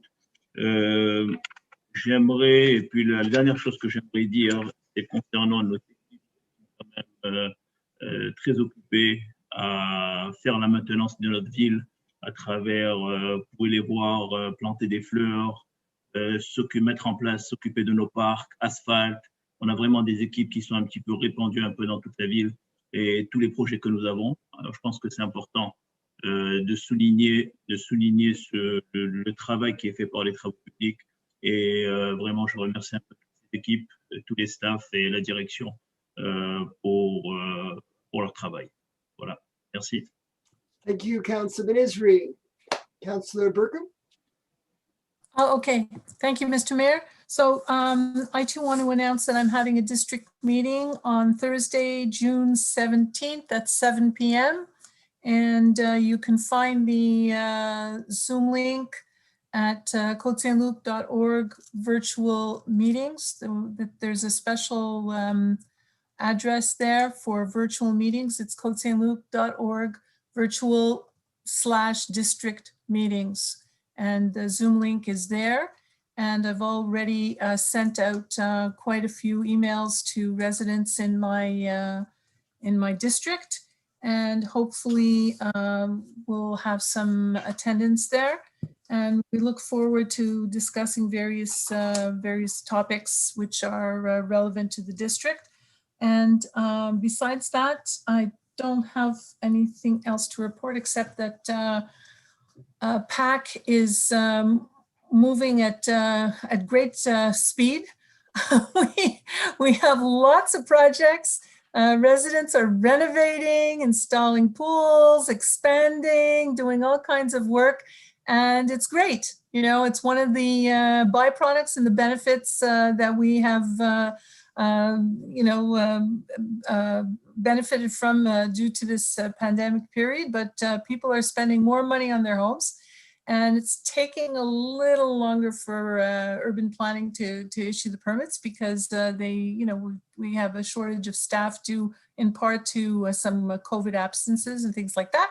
But we're trying our best, and we look forward to having a more beautiful city with all these very beautiful projects. Thank you. Thank you, Councillor Burkham. Anyone else? Councillor Kajowski. Thank you, Mr. Mayor. So contrary to everyone else, I am not having a district meeting. I'm kidding, I'm having a district meeting, but I like to think I kind of set the stage because it's my third Q&A session. So I'm doing these monthly Q&As, which are a little more informal. I let the residents kind of lead the way. I had a town hall back in, oh my God, I want to say January or late last year. So now I'm doing these informal little Q&As to have residents just catch up on any questions they have and updates on various items in the district. So I'm having one on June 23rd, not a night of a hockey game. I made the mistake last month of having it on the night of a playoff game. So this one will fall between games, hopefully. That said, hopefully I'll have a little bit of news as well about Kerwin Park to announce at the next meeting in 10 days' time. Nothing official, but the tender process is ending tomorrow, and hopefully we'll have some news on Kerwin Park. Parks and Recreation, there's literally too much to say in this amount of time, so I just encourage everyone to go and visit the Parks and Recreation Facebook page, get your fun card, sign up for our e-newsletter, and you'll get all the information you need sent to your inbox. So you can sign up for one of the many programs. Canada Day, maybe you want to speak to it a little, Mr. Mayor, but we certainly had fun doing some filming the other day in Ashkelon Gardens with council. It was nice to see everybody again in person, at distance. So if you want to speak to Canada Day a little bit, go ahead. But I'm looking forward to the virtual festivities and limited, person festivities. But yeah, Canada Day is approaching in a couple of weeks' time.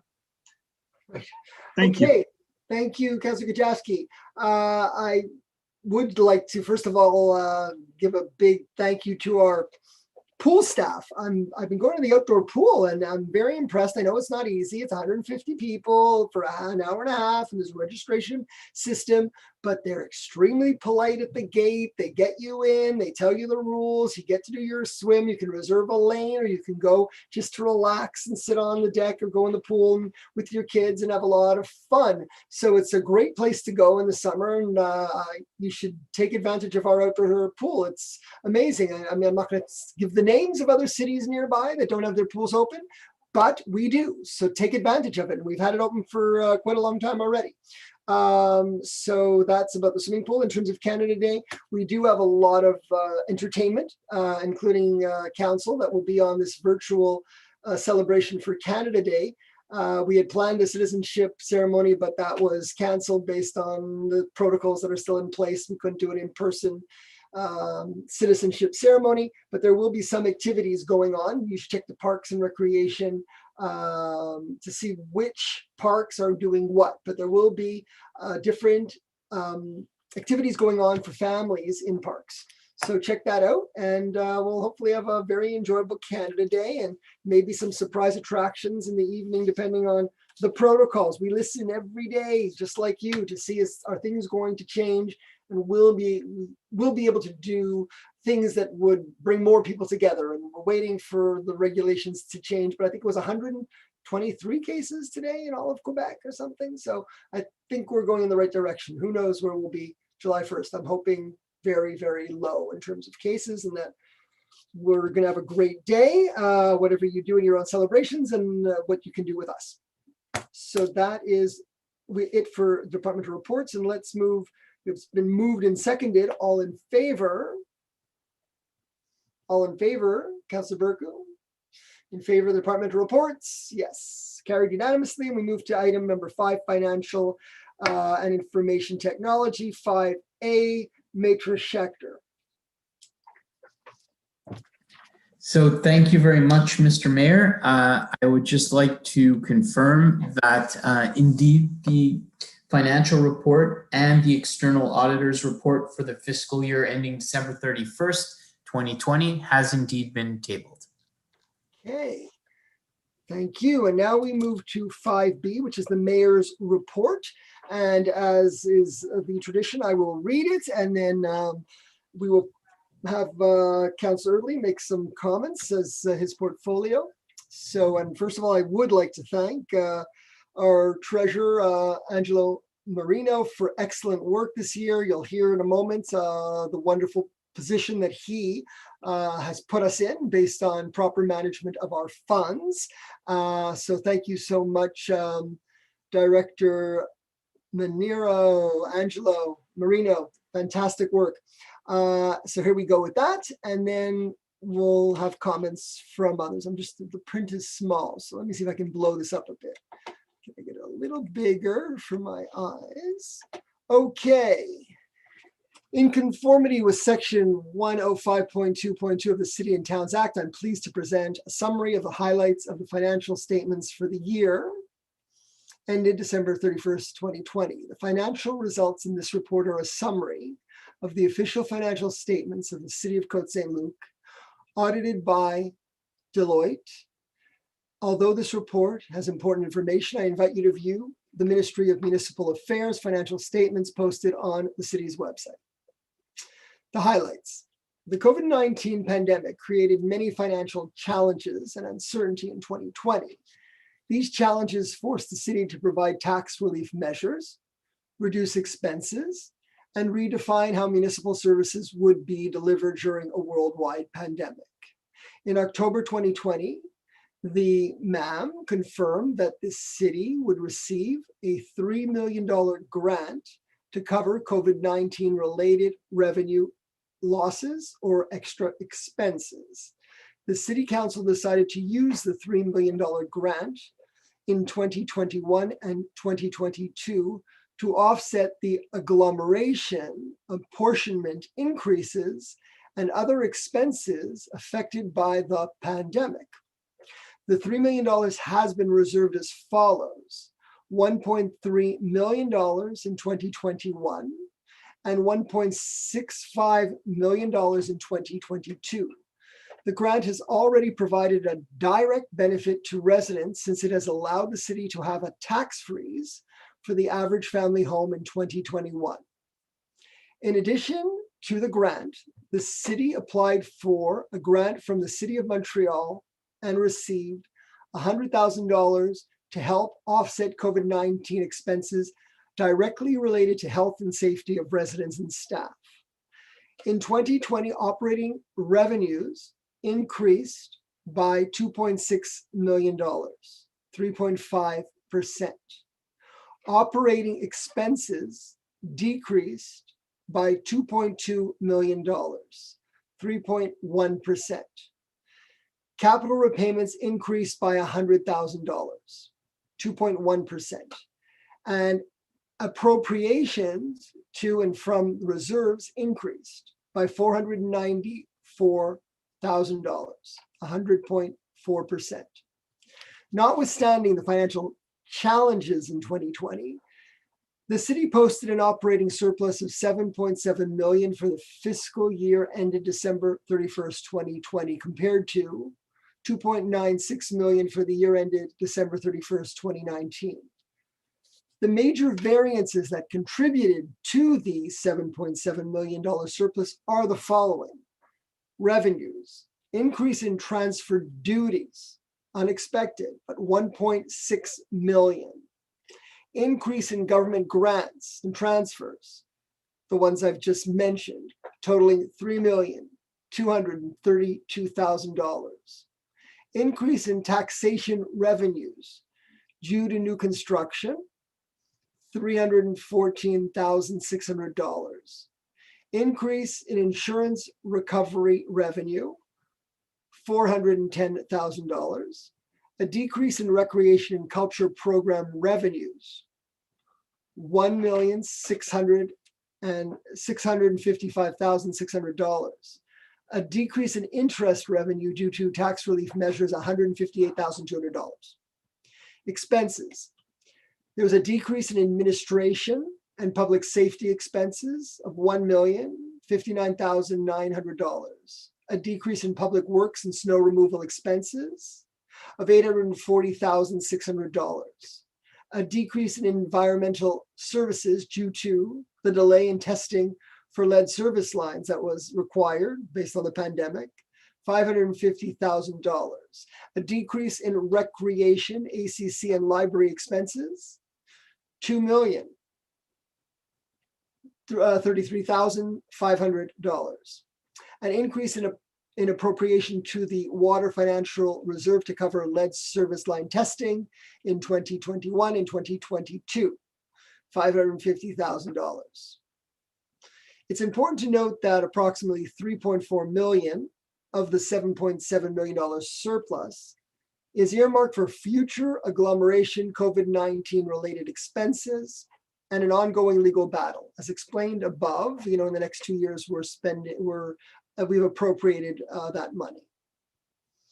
It is also important to note that despite the severe restrictions imposed by Santé Publique, the recreation departments offered many free services, including leisure and lap swim, tennis, skating, both indoor and outdoors, online fitness, leisure and teen programs, and summer series of events including bike rodeos, drive-in movies, outdoor COVID-friendly concerts, and local park activities.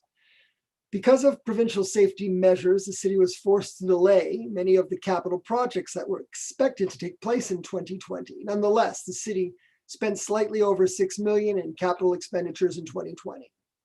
The city's long-term debt has increased slightly to $52 million at December 31st, 2020, compared to $51.6 million at December 31st, 2019. The city borrowed $6 million in new debt and reimbursed $5.6 million in capital payments in 2020. The city received an unqualified audit opinion from Deloitte regarding the financial statements that were deposited by the city treasurer to the council on June 14th, 2021. The auditor's report indicates that in all material respects, the financial results present an accurate portrait of the city's financial position as at December 31st, 2020. Okay. So that is the report. And now, Councillor Italy, before we move to the resolution on distribution. Yeah, thank you, Mr. Mayor. I just before we move to the resolution on distribution, I just want to add a few more points. Just to reiterate, what's been going on in the last year and a half. And we were just talking about this earlier this evening. If I think back to March, April of 2020, we had no idea what direction this pandemic was going to go in, especially with regard to the finances of the city. And one of the things that turned out well, as the mayor mentioned, was the increase in transfer duties or the welcome tax, where we ended up $1.6 million over budget. But if I think back to that time in March and April, where for those who recall, there was a dip in housing sales at the beginning of the pandemic because there were no open houses. People could not visit a home, they could not go inside, and so on. And we actually on this item were predicting a deficit. We were predicting a deficit of $1.5 million just on this one line item alone. Now, luckily, things turned around and realtors came up with virtual visits and so on, and obviously cleaning protocols and hygienic protocols in keeping with public health guidelines, and housing sales turn around. And in the end, of course, we ended up not just hitting the target in the budget, but surpassing it by $1.6 million. We also, as the mayor mentioned, got an extra $3.2 million in government grants. So just those two items alone, if you can imagine, is about $5 million of the $7.7 million. So if we ignore those, our surplus would be in the vicinity of what it's been in the previous years, about $2 to $3 million. Now, I should add also that the surplus will help the city in the long run because it allows us to do projects and to avoid borrowing. Although interest rates are low, we still know that the more we borrow, we ultimately have to repay it. So when we are able to use the surplus to fund projects, it saves the city, it saves taxpayers in the long run. So we hope to continue being able to do that. And I want to take one more moment to reiterate, as the mayor mentioned, the hard work of our director of finance, of our treasurer, Angelo Marino, who really was there for us at that time when, again, early on in the pandemic, we weren't sure. He created different scenarios for us, allowed the city management to look at how we were doing things and make sure we were able to, to meet our targets, to make sure we were to serve the residents. And of course, in terms of COVID safety and COVID planning, we were able to spare no expense, but at the same time, make sure that we're running the city responsibly throughout. So I thank him for all his hard work and dedication over the last year and a half. I know it hasn't been easy for any of us, but I know the finance department as a whole has gone above and beyond, so I thank them. And just one more thing to mention before I do the resolution, that the financial statements, the mayor's report, the full, and I guess just to clarify, the way we do it, the full French version will be posted. We have a shortened English version that will be posted, and the mayor's report will all be on the city website within the next few days, as soon as the communication department can get it up. And with that, I will read the resolution. Thank you. So this is the resolution to distribute the mayor's report. Be it resolved that in accordance with the law, Côte Saint-Luc City Council hereby authorizes and orders the publication of the text of the mayor's report on the financial statements for the year ending December 31st, 2020 of the city of Côte Saint-Luc to be distributed to each civic address in the municipality. Moved by Councillor Early, seconded by Councillor Burku. Any discussion? All in favor? Carried unanimously. And now we move to the next item, item 5C. Councillor Early. Thank you, Mr. Mayor.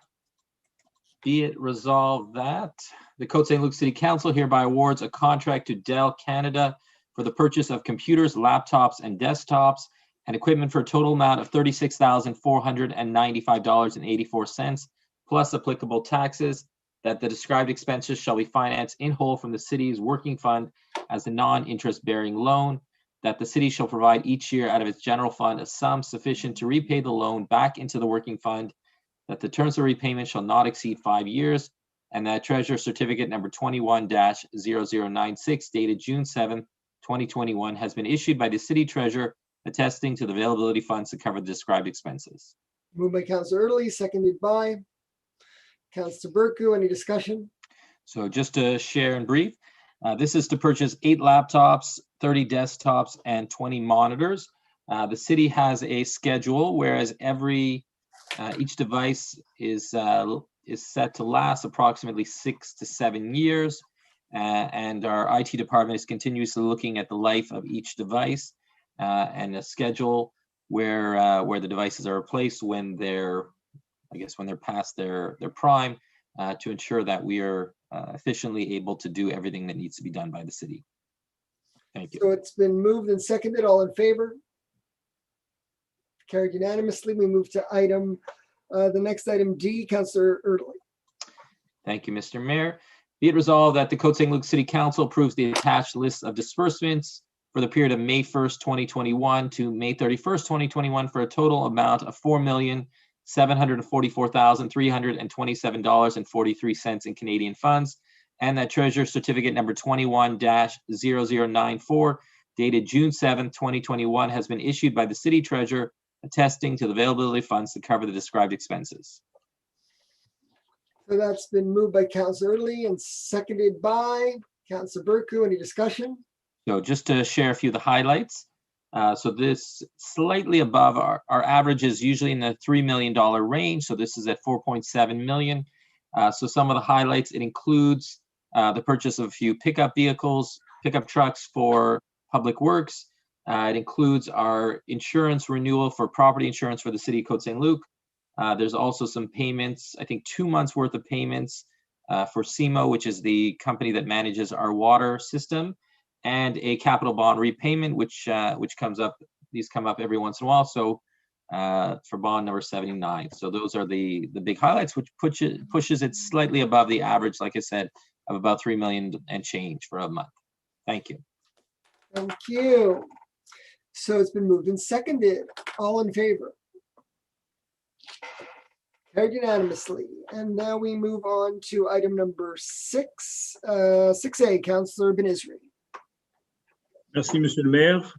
Est résolu que le conseil municipal de Côte Saint-Luc proclame le 26 juin 2019 journée nationale de sensibilisation au mieux-être des personnes atteintes de cancer dans la ville de Côte Saint-Luc.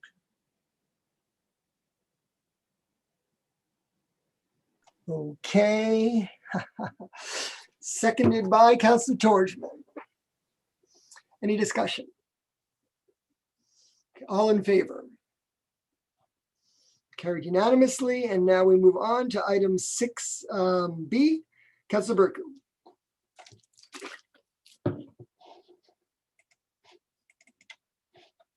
Thank you, Mr. Mayor. Just going to go back to my document here. Be it resolved that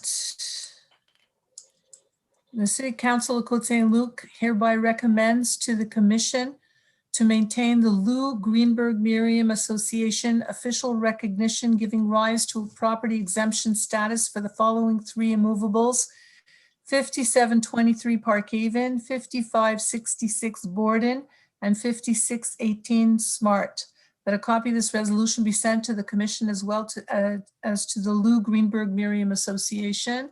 I probably should have read some of the whereases, so I'll do it just briefly.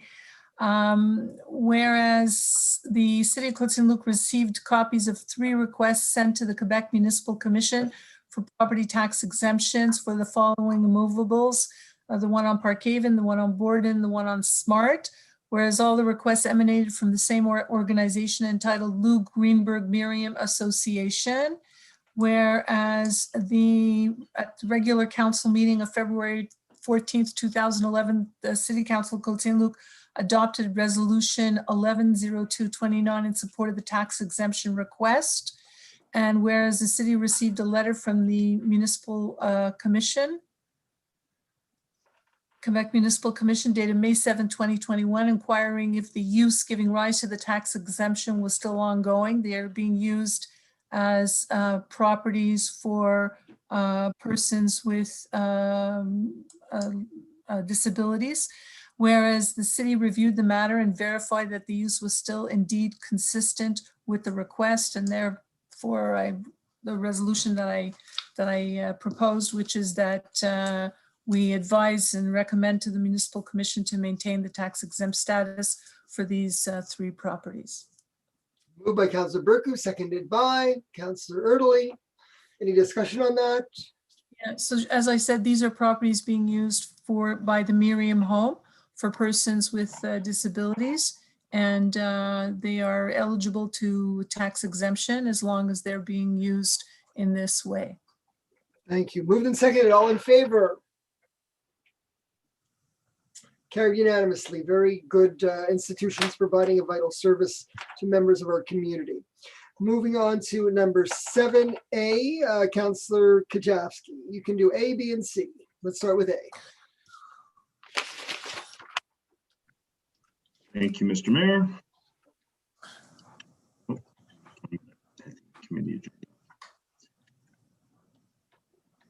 Be it resolved that Côte Saint-Luc City Council ratifies the appointment of Eli Bauer as a teen lounge animator for a fixed-term management contract effective from May 30th, 2021 to May 30th, 2022.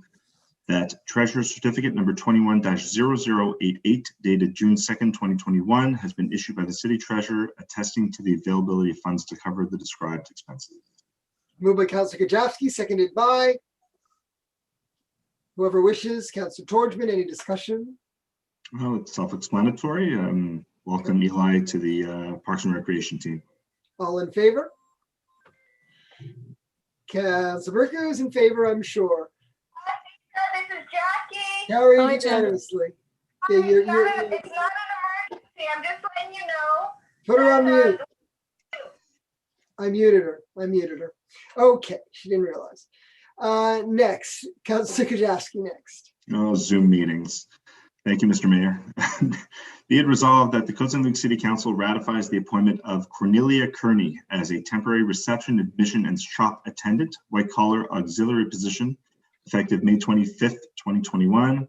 That Treasurer Certificate number 21-0087 dated June 2nd, 2021 has been issued by the City Treasurer attesting to the availability of funds to cover the above described expenses.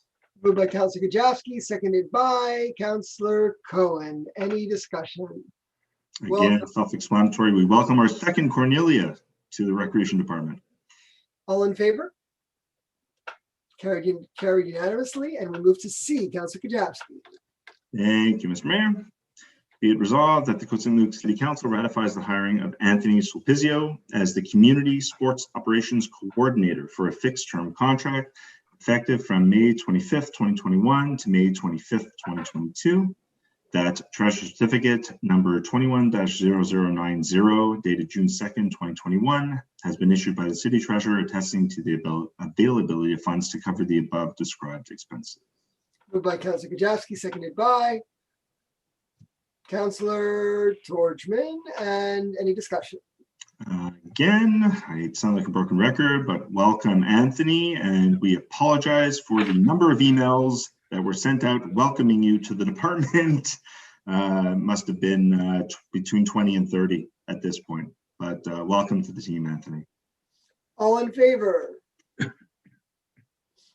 Carried unanimously. And now we move to item D, 7D. Councillor Cohen. Thank you, Mr. Mayor. I so move that the Côte Saint-Luc City Council ratifies the hiring of Yannick Begadou as a network administrator effective June 7th, 2021. The treasurer certificate number 210093 dated June 2nd, 2021 has been issued by the city treasurer, attesting to the availability of funds to cover the above described expenses. Seconded by Councillor Kajewski. All right, any discussion? All in favor? Carried unanimously. We go to E, Councillor Torgman. Sorry, Mr. Mayor, thank you. That the Côte Saint-Luc City Council ratifies the hiring of Catherine Garipé-Saper as temporary library technician, white collar auxiliary position, effective June 2nd, 2021. That treasurer certificate number 21-0092 dated June 2nd, 2021 has been issued by the city treasurer, attesting to the availability of funds to cover the above described expenses. Moved by Councillor Torgman, seconded by Councillor Benizri. Any discussion? All in favor? All in favor on welcoming? Councillor Burke is in favor too. Carried unanimously. And now we move to item number F. Councillor Benizri. Thank you, Mr. Mayor. Be resolved that the Côte Saint-Luc City Council approves the statute change of Kimberly McEwen's employment as a secretary, administrative services from auxiliary white collar to permanent white collar effective May 19, 2021. Moved by Councillor Benizri, seconded by Councillor Burku. Any discussion? All in favor? All in favor? Welcome. The next item is G, Councillor Cohen. Thank you, Mr. Mayor. I so move that the Côte Saint-Luc City Council approves the status change of Maryse Bazaire's employment as the Web Communications Officer from auxiliary white collar to permanent white collar effective May 25th, 2021. Moved by Councillor Cohen, seconded by Councillor Kajewski. Any discussion? Yes, Mr. Mayor, I just want to mention that this is an individual behind the scenes. People don't know who she is, probably never met her, wouldn't know her if they walked by her in the library, but she's one of our unsung heroes, and Daryl Levine and Regine Benon brought her in to become part of the team, and she does a great job. It's one of the reasons why our website is kept so up to date and so modern, so great to have her aboard on a permanent basis. Thank you, Councillor Cohen. It's been moved and seconded. All in favor? Carried unanimously, and we move to item H, Councillor Benizri. Thank you, Mr. Mayor. Be resolved that the Côte Saint-Luc City Council ratifies the hiring of Alexander Van Dam as an on-call public security agent, white collar auxiliary position, effective May 31st, 2021. That treasurer's certificate number 21-0091 dated June 2nd, 2021 has been issued by the city treasurer, attesting to the availability of funds to cover the above described expenses. Moved by Councillor Benizri, seconded by Councillor Torgman. Any discussion? I feel very safe having a public security director with the last name Van Dam. That's all I can tell you. Okay. All in favor? Carried unanimously. It's getting late. We need humor. Okay, the next item is I, Councillor Benizri. Thank you, Mr. Mayor. Be resolved that the Côte Saint-Luc City Council approves the hiring of the blue-collar auxiliary employees whose names are listed on the document entitled Auxiliary Employees, Blue Collars, Hiring, dated May 19, 2021, and that said employees' term of employment will be as per the conditions of the collective agreement. That Treasurer's Certificates number 21-0089 dated June 2nd, 2021 has been issued by the City Treasurer, attesting to the availability of funds to cover the above described expenses. Moved by Councillor Ben-Isri, seconded by Councillor Torgman. Any discussion? All in favor? Carried unanimously. We move to the next section, legal services, city clerk. 8A, a new acting mayor, Councillor Torgman. Thank you, Mr. Mayor. It's my pleasure. Be it resolved that the Councillor Sidney Ben-Isri is and shall be named Mayor Suppléant of the City of Côte Saint-Luc effective July 1st, 2021, up to and until September 30, 2021 inclusively, and further that the aforementioned Councillor Ben-Isri shall have and may exercise the powers of the mayor when the said mayor is absent or unable to perform the duties of his office. Seconded by Councillor Burku. Like to welcome Councillor Ben-Isri to be there when I'm not, but I'm always going to be here. I always have to remind people that it's the acting mayor, and I know Sydney's going to do a very good job acting like me. So good luck. Moved and seconded. All in favor? Okay. So that's that. Of course, we always have an acting mayor every 3 months, and it always turns based on alphabetical order in case the mayor can't make a meeting or is unavailable to perform his duties. Now we move on to item 8B. It's a notice of motion and tabling. Councillor Torgman. Thank you, Mr. Mayor. Well, that I give the notice of motion for the amending of bylaw 2398 to regulate parking and public safety in order to update the annex containing the various road signage and parking signage. Thank you, Councillor Torgman. And now we move on to 8C, Councillor Burku.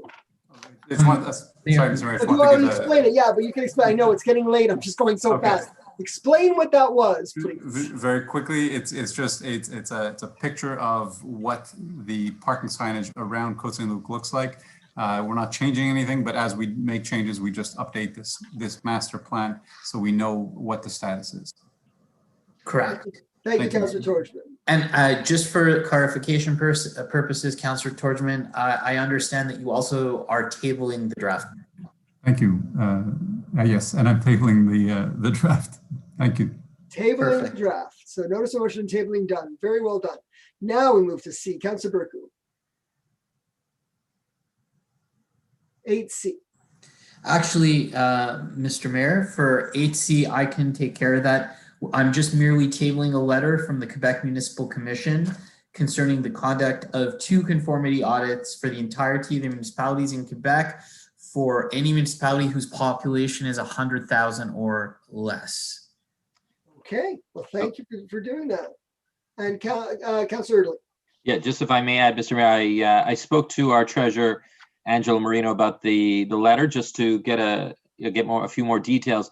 So basically, this is just reiterating some of the points in our audit and in our budget process that we must do according to provincial law. And I reviewed them with our treasurer, and we are all doing these and going above and beyond in terms of following every regulation of the provincial government. So I'm happy to report that. Thank you, Councillor Erdely. Now we move to Public Works, 9A, because the other items were done already. Councillor Ben-Isri. 9A. Merci, Monsieur le Maire. Est résolu que le Conseil municipal de la ville de Côte Saint-Luc, par la présente, ratifie les paiements encourus dans le cadre du contrat d'entretien des bacs de recyclage pour l'année 2020 avec USD Global Inc. pour le montant de 34 213 $ et 66 cents plus les taxes applicables. Proposé par le conseiller Benisray, appuyé par le conseiller Early. Est-ce qu'il y a des discussions? Who would like to speak? You want to say anything on that? It's the maintenance of the recycling bins. So I was just going to add one point, unless Conseil Benizuri wants to say something.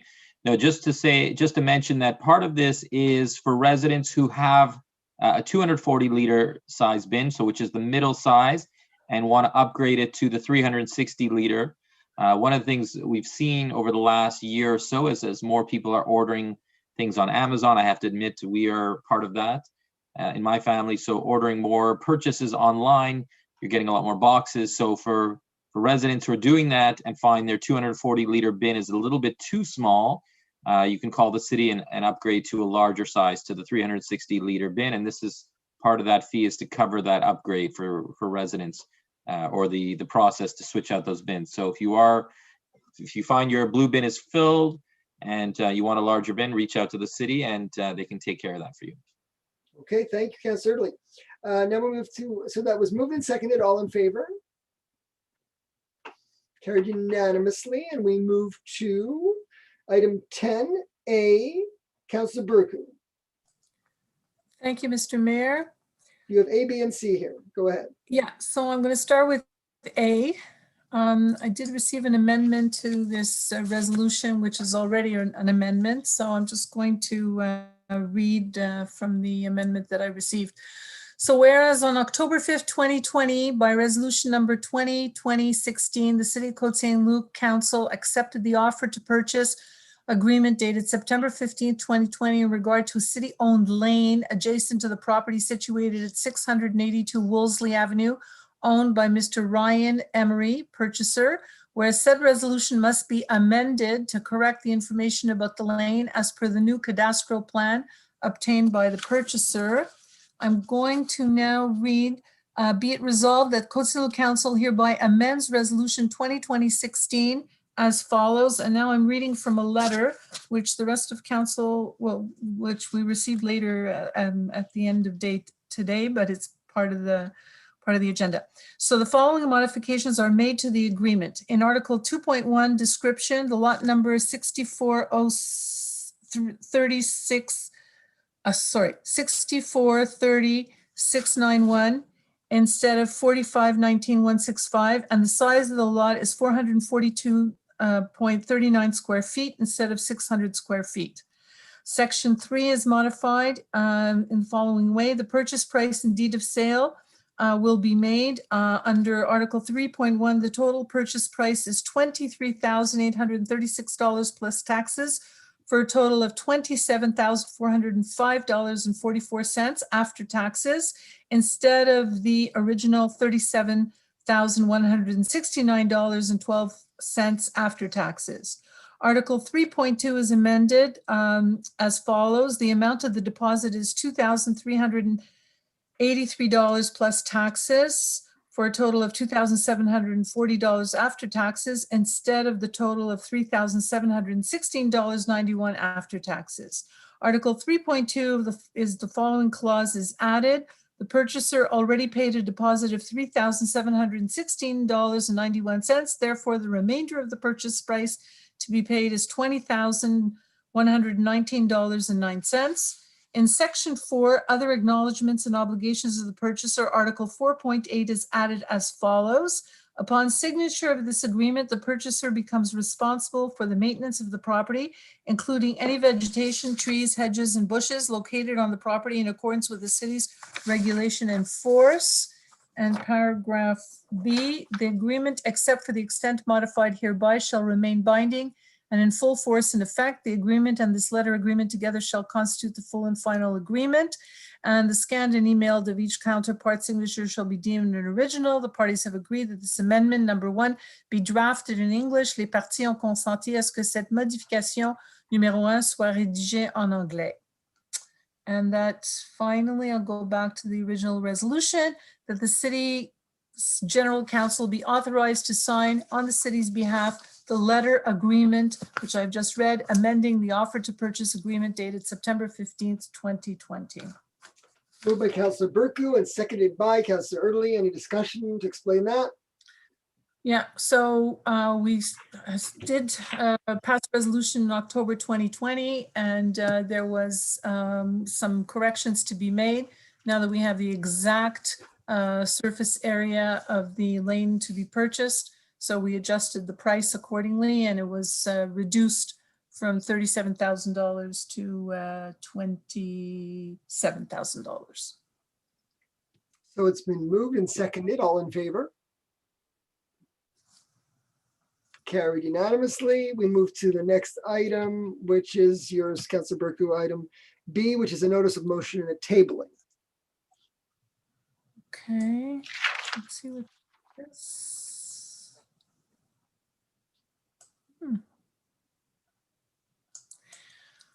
Okay, so I hereby give notice of motion of bylaw 2497-1, amending bylaw 2497 entitled Bylaw Concerning Contract Management, which will be presented at a later meeting for adoption.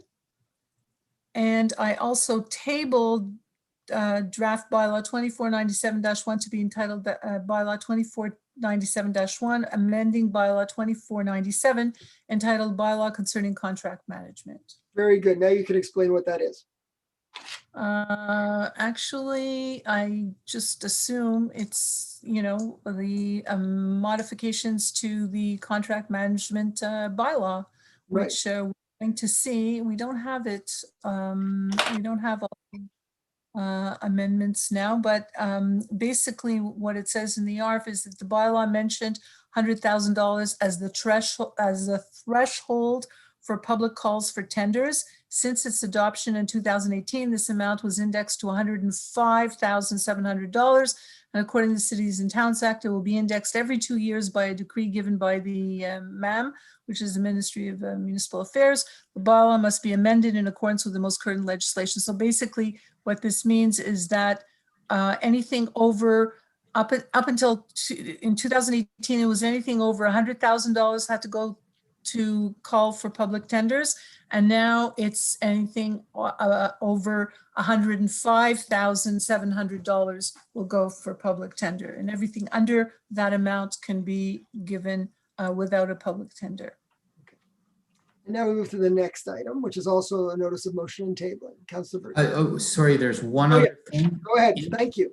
Sure. In the proposed amendment, we're also talking about other legislative changes in which cities, at least during the pandemic, can help out local businesses as long as there's something in the contract management bylaw and consistent with the provincial legislative amendments. We're also amending our or proposing to amend our bylaw as well. Thank you, Maitre Schechter. The next one is the Well, that's wonderful news. That's good for local commerce. Okay, so that's basically it. So we're amending they're amending section 124 of the Act, and we're going to amend our bylaw accordingly. So, correct. Okay, okay, so we'll do that at an upcoming meeting. Correct. Correct. Okay. Code of Ethics and Good Conduct. Okay. I don't know how I ended up with this, but okay. Code of Ethics and Good Conduct. It's under legal. Okay.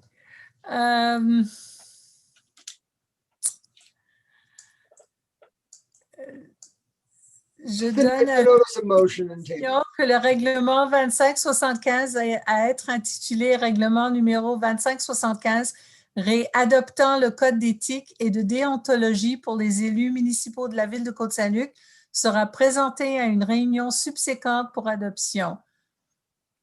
Le maire Brownsley a mentionné l'objet. I don't know if you did, but it's yes, you did.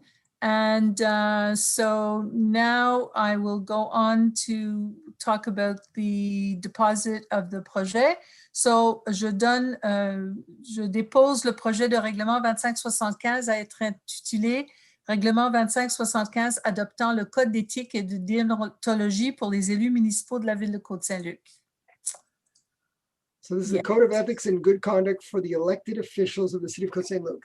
And I know Councilor Berku reviewed this with Maitre Charon, who put a lot of effort into it. Yes, and, he did. And the council has been informed, fully briefed on the details of it, and we're moving forward in Right. everybody's best And if interest. you wanted, we can give a 5-point summary. Basically, the council has been fully briefed on the extent to which the Code of Ethics has been modified. So number one is widening the notion of respect by prohibiting psychological harassment and enforcing civility in the workforce. This is a legislative requirement. Number two is adding the protection of confidential information. That is that municipal councillors do have a duty to keep certain information confidential. Number three, adding non-pecuniary conflict of interest. So there are other things besides money that such as favors or gifts that are considered to be non-pecuniary gifts or favors, and that could constitute a conflict of interest. Number four, adding more sanctions such as fines, penalties, suspensions, participation in professional development. This is a legislative requirement, so we're not making it up. We're just following the rules of the Quebec Municipal Act with regard to ethics and good conduct. And number five, prohibiting retaliatory measures for using this code. In other words, whistleblowers will not be sanctioned, will not be penalized. So all this in accordance with the Municipal Ethics and Good Conduct Act, which was amended in May 2019, and which our legal counsel, Andrea Sharon in particular, has been very busy updating our code of ethics, not just for the municipal councillors, but for all the staff and for all the city workers. So it's a big project. Well, thank you. Thank you for that summary, Councillor Burku. And we will move on to the next item, which is item number 11, Councillor Kajavsky. 11A. Thank you, Mr. Mayor. I hope my connection is okay. It just froze up for 1 sec, so let me know if I'm good. All right. So be it resolved that Côte Saint-Luc City Council hereby awards a contract to Colaset Inc. for HVAC systems replacement at the Recreation Building for a total amount of $46,780 plus applicable taxes. That the described expenses shall be financed in whole from the city's working fund as a non-interest bearing loan. The city shall provide every year out of its general fund a sum sufficient to repay the loan back into the working fund. That the terms of repayment shall not exceed 5 years. That Treasurer's Certificate number 21-0097 dated June 9th, 2021 has been issued by the City Treasurer attesting to the availability of funds to cover the described expenses. Moved by Councillor Kajavsky, seconded by Councillor Erdely. Fine. Any discussion? This is a contract to replace the 20-plus-year-old HVAC system at the Recreation Building. Thank you. All in favor? Okay, carried unanimously. We move to item number 12, Urban Development. Councillor Burku, 12A. Okay. So now we're moving the shelving. 12A. So be it resolved, City Council hereby awards a contract to JUL Solutions for the supply and installation of mobile shelving cabinets for the City Clerk Department archives for a total amount of $26,444.45 plus applicable taxes. That furthermore, the city may consider an amount of 10% plus applicable taxes for any potential contingencies and extras if required that shall first be approved according to the city's procedures, that the described expenses shall be financed in whole from the city's working fund as a non-interest bearing loan, that the city shall provide every year out of its general fund a sum sufficient to repay the loan back into the working fund, that the terms of repayment shall not exceed 10 years, that the Treasurer's Certificate number 21-0086 dated June 1st, 2021 has been issued by the City Treasurer attesting the availability of funds to cover the described expenses. Moved by Councillor Burku, seconded by Councillor Erdely. Go ahead. Any discussion? This is for the installation of mobile shelving cabinets for the City Clerk archives. Look how happy Maître Schechter is. Moved and seconded. All in favor? Carried unanimously. And now we move to item 12B. Councillor Torchman. Thank you, Mr. Mayor. that the city commits to respect the modalities of the guide which it applies to, that the city commits to be solely responsible and to discharge Canada and Quebec, as well as their ministries, senior officials, employees, and representatives of all responsibilities concerning claims, requirements, losses, damages, and costs of all kinds, having as a foundation a wound inflicted on a person, the death of the latter, damages caused to material possessions, or the loss thereof attributable to a deliberate or negligent act ensuing directly or indirectly from the investment financed from the grant obtained within the framework of the TECO 2019-2023 program. That the city approves the contents and authorizes the forwarding of the to the Ministère des Affaires Municipales et de l'Habitation of the work schedule number 1 attached to this resolution as Annex A, and that all other documents required by the Ministère in order to receive the document contribution which was confirmed in a letter from the Ministère des Affaires Municipales et de l'Habitation, that the city commits to a minimum threshold of fixed assets in the municipal infrastructure set at $75 per inhabitant per year for a total of $375 per inhabitant for the entire 5-year period of the program. That the city commits to inform the Ministère des Affaires Municipales et de l'Habitation of any modification made to the second work schedule approved herein by this said resolution, and that the city confirms by the present resolution that the attached work schedule number 1 contains true realized costs and reflects the projected expenditures of admissible projects up to December 31, 2023. Moved by Councillor Torgman, seconded by Councillor Italy. Any discussion? It was a breathful, but it's just we're getting funds from the provincial government on used to be called the gas tax, now it's called the tech grant, and it's partially funds our infrastructure projects. So it's anything else you want to say, Councillor Italy? Just if I can add, we get about $12 million over this period of the grant, so it's a significant amount of money. And just maybe if I can clarify, it's actually, it comes through the provincial government, but it's funded partly through the federal government as well. And this enables us to do a lot of the projects we do on roads and pipes throughout the city. Thank you, Councillor Early. Moved and seconded, all in favor? Carried unanimously, and we move to the next item C, Councillor Torgman. Mr. Mayor, that the Côte Saint-Luc City Council hereby awards a contract to Laurent and Laurent 1981 Inc. for the removal of Westminster Ave and Westover Street intersection lights and the redevelopment of Kellert Avenue and Kildare Road intersection lights for contractor services in accordance to the terms of the tender number C-04-18-21C2 for a total amount of $472,418 plus applicable taxes. That furthermore, the city may consider an amount of 5% plus applicable taxes for any potential contingencies and extras if required, that shall first be approved according to the city's procedures. That $276,480 of the described expenses shall be financed from the loan bylaw 2542 entitled Bylaw 2542, authorizing a loan of $1,796,000 for the purchase and installation of various traffic lights and LED street lights at various locations in the territory of the city of Côte Saint-Luc, and $130,000 shall be financed from Bylaw 2562 entitled Bylaw 2562, authorizing a loan of $179,000, including professional fees for the purchase and installation of various traffic lights and LED streetlights at various locations in the territory of the city of Côte Saint-Luc, previously approved by the Ministère des Affaires Municipales et de l'Habitation. That the remainder of $89,559 shall be financed from the city's unrestricted surplus account, and that Treasury Certificate number 21-0095 dated June 7, 2021 has been issued by the City Treasurer attesting to the availability of funds to cover the above described expenses.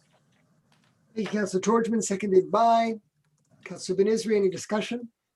So one of the things that is going to be happening is the infamous street lights at Westminster Westover that have been flashing red for probably over 15 years. will be taken down and replaced by stop signs, which is, it's currently a four-way stop anyways, but we're going to render it conforming as per the law by putting up proper stop signs and upgrading the Kellert and Kildare intersection lights, which need an upgrade, and it'll help in the flow of traffic and obviously improve pedestrian and cycling safety.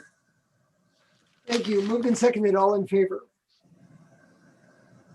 Carried unanimously. And we move to item 13, urban development. Items A, B, and C. Councillor Kajewski. Thank you, Mr. Mayor. Be it resolved that the Côte Saint-Luc City Council hereby accepts the offer to purchase agreement with the purchasers regarding the property, and this for the amount of $62.25 per square foot for a total of $18,694 plus applicable taxes for a total of $21,493. The council hereby ratifies the City General Council's signature of the offer to purchase agreement with the purchasers, that the city's general council be authorized to sign on the city's behalf a notarial deed of sale incorporating the terms of the aforementioned offer to purchase agreement. A question, maybe for Maître Schechter, should I read the preamble to this resolution? Should I read the whereas?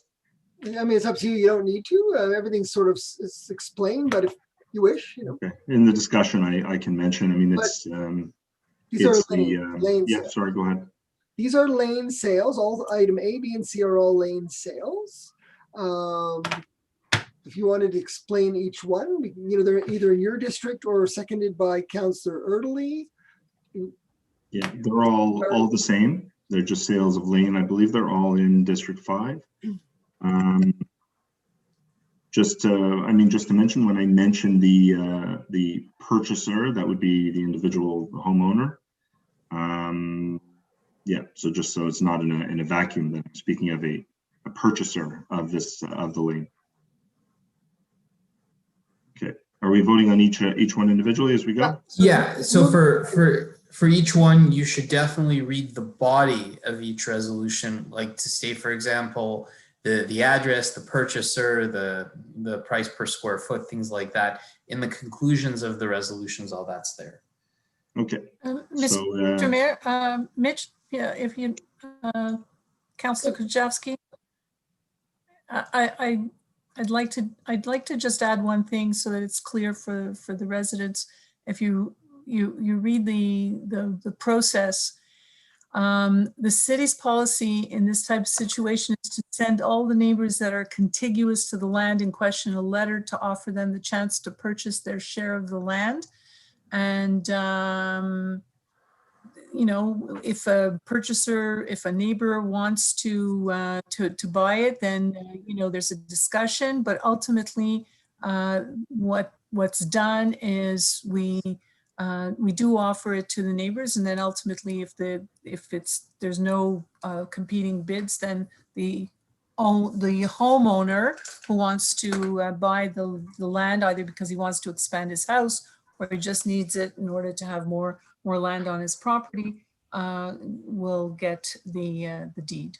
So just to clarify that, the homeowner is given, the homeowner who has a lane adjacent to their property is given the first right of refusal for their half of the lane. Right. If they do not choose to purchase that half, then the homeowner adjacent to it has the right to purchase all of the lane. And the benefit to the city is the money received and future taxes on that land. Correct. The previous item number 13A was for 5736 West Luke Avenue. So it's been moved and seconded. All in favor? Carried unanimously, and now you can go to B. This one will be quicker. As for the purchase of a portion of city-owned lane adjacent to 5819 Wolseley Avenue, be it resolved that the Côte Saint-Luc City Council hereby accepts the offer to purchase agreement with the purchasers regarding the property, and this for the amount of $62.24 per square foot for a total of $18,691 plus applicable taxes for a total of $21,490. That the council hereby ratifies the city's general council's signature of the offer to purchase agreement with the purchasers. That the city's general counsel be authorized to sign on the city's behalf an notarial deed of sale incorporating the terms of the aforementioned offer to purchase agreement.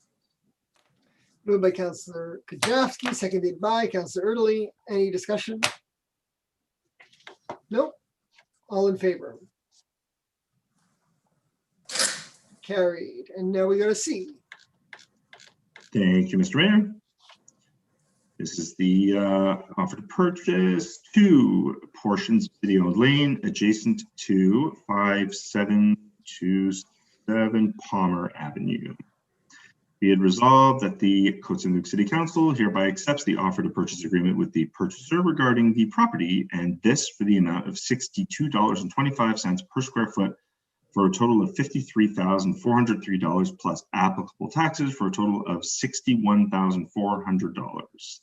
That the council hereby ratifies the city's general counsel's signature of the offer to purchase agreement with the purchaser. That the city's general counsel be authorized to sign on the city's behalf a notarial deed of sale incorporating the terms of the aforementioned offer to purchase. So that's been moved by Councillor Kajewski, seconded by Councillor Erdely. Any discussion? All in favor? Carried unanimously. And now we move to D, which is Councillor Burku, the resolution to appoint new members to PAC. Okay. Just a second, I'm not, my cursor's not moving. Sorry. So be it resolved. Okay, hang on. Whereas Article 3 of Bylaw 2233 entitled Bylaw Concerning the Planning Advisory Committee states the Municipal Council must appoint by resolution the members of the Planning Advisory Committee. Be it resolved that the following people be appointed as members of the Planning Advisory Committee of the City of Côte Saint-Luc for a term of 1 year, 2021 to 2022, which is always renewable. Mr. David Shabat, Director of Development for CODEM, and Madame Yael Harosh, Architect. Okay, moved by Councillor Burku, seconded by Councillor Ben-Isri. Any discussion? Welcoming them? Yes, so yes, thank you. Yes, we were very pleased that these 2 residents of Côte Saint-Luc have volunteered to participate on the PAC. It's there's a small stipend attached to it, but it is quite a responsibility. We meet at least 10 times a year to review applications that are presented by residents to, modify their homes, do renovations, expand, and sometimes even demolish and rebuild, or have new construction. There's going to be many new construction projects in the future in Côte Saint-Luc. So David Shabat and Yael Harosh were interviewed. They were very, very well received. And so we're very happy that they're going to be sitting on the PAC committee. And in fact, we're going to be inviting them to start their first session tomorrow.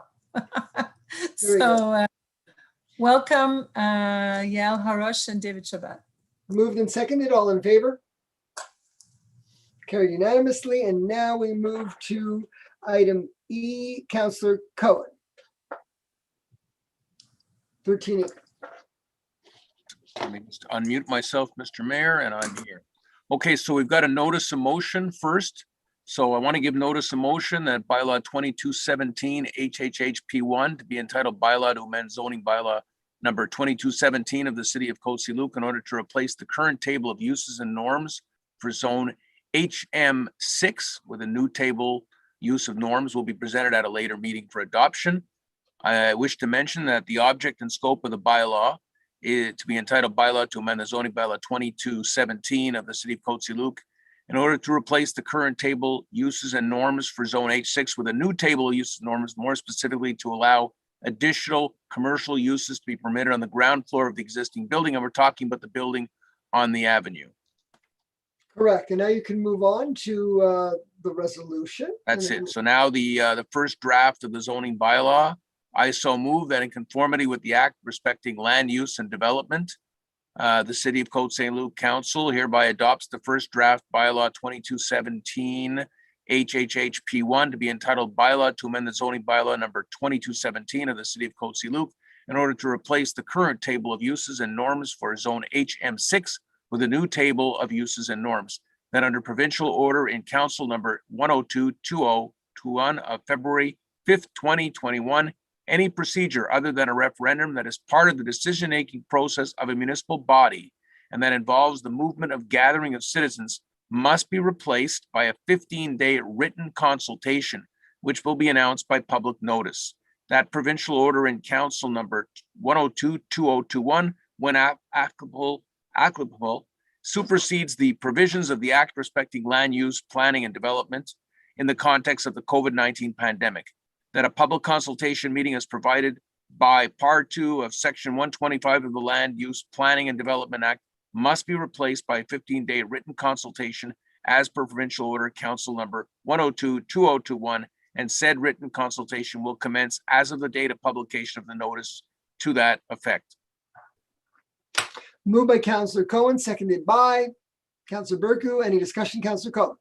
Yes, Mr. Mayor. So we, as has been done in the past year, residents who there will be a notice, I presume, in the Suburban this Wednesday. Jason, I believe is it going to be in the Suburban this Wednesday? It won't be this Wednesday, but it would be scheduled for the next Wednesday. Okay, so it's going to be the next Wednesday, and I also am looking into with the owner of the building and with staff from urban planning having an information meeting for people living in the area, because they've seen the brown paper in the windows for several years now at that building. It was originally zoned for commercial use. They've had trouble getting tenants. They do have one or two. The tenants for this building would be entering only from the outside, but we all know that we want to take advantage of that space and ensure that we start to liven up the avenue. So again, I may have a meeting as early as next Monday by Zoom, just to provide information to people living in the building and people living on Park Place and Jubilee. So stay tuned. We'll know probably tomorrow or Wednesday. And as Jason just mentioned, there'll be a notice in the Suburban a week from Wednesday. Okay, so it's been moved and seconded. All in favor? Carried unanimously, and we move to. I'd like to make a comment, Mr. Mayor. There's two comments. Go ahead. Make. Okay. So first of all, the first comment I want to make is with regard to Tamar Hertz's question. In this particular case, there is a 15-day consultation, which will basically raise the issue. I mean, not that this is controversial. I don't think it's controversial at all. But if someone does send in comments, those comments will be subject to the same rules that we've applied so far, which is that the content is public, can be made public, but the name and detailed information about the person is protected by the access to information confidentiality rules. So I don't know that we're going to be able to have that modified that quickly. And I'm just sort of raising it because here it is, it's come back again. The other thing is that so far, when we adopted the zoning for the Avenue building, we had agreed as a council that we wanted to see some street activity. We wanted to see cafe, terraces, and a kind of real kind of happening place. Unfortunately, we saw that on the Cavendish developments on the Cavendish Mall side, a restaurant or a coffee, ice cream shops did not work out for whatever reason.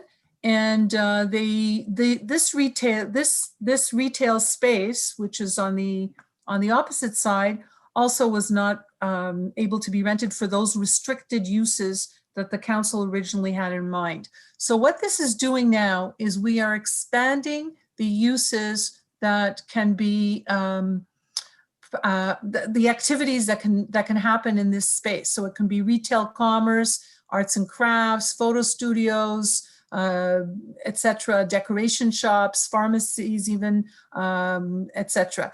Then there's other retail commerce too, which is sports equipment, and there's a whole list, stationery stores. Then there's retail commerce 3, bakeries, fruit stores, and then there is something else called professional services, which includes medical clinics, psychiatric clinics, and other activities which are managed by a professional who is subject to the Quebec Code of Professions. So it could be, for example, a dentist, I presume. I hope that is covered, because I think that's, or a clinic or anything like that. Yes, it is. Engineers, architects, anyone that's part of professional. Okay, perfect.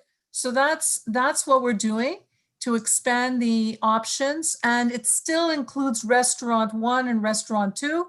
So if an ice cream parlor or a restaurant that wants to open in these premises with a dining room inside and a terrace outside there, it's still available to happen. So that's what we're doing. I just wanted to clarify that. The goal is to fill those spots up. We want the avenue to have a little bit of life. Hopefully one way or another we'll fill those spots up. They've been empty, but now with the pandemic ending, and like I always believe, and I've been saying it over and over again, I think the Roaring 20s are on their way, based on the fact, if you look at history and what happened after the last pandemic, and then we went into the Roaring 20s, and that's what's going to happen now. And hopefully our avenue and other places will be filled up, because people are going to want to go out, eating on terraces and eating inside and getting services. On the other issue, I would ask those staff, as I already said, to see if we could put either in the publication notice for the consultation that any comments are, by making comments on the consultation process, you are renouncing your right to privacy. Find out from our attorneys if that's the way to go. And then you're going to get 3 people consulting on this one. It's a good test. How many people are going to send in comments? 4.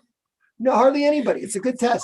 There are legal But we don't know issues how on- many people in the building are going to be questioning it, because it's a but- fairly full building. So we'll see. But I think we have to make every effort to make this a public, it's a public consultation. We have to make it public, again, for a project. We have to make every effort. That's it. Okay, So staff but is it's not just our decision. We have to conform to Of the course, law. right now the law is telling us we can't. We want staff to see if there's a way around it by putting in a waiver clause or something. Okay. That's the task for legal. Okay. Okay. Anything else? No. I'm Thank good. you. Okay, so moved and seconded. We already voted on that one, and we'll go to the next one. No, we can vote. We didn't vote. You did vote, and then you commented, but we'll vote Okay, again. I'm All in favor. Okay. Everybody's Fine. in favor? Good. Now we're going to go to site planning, which is 13.1A.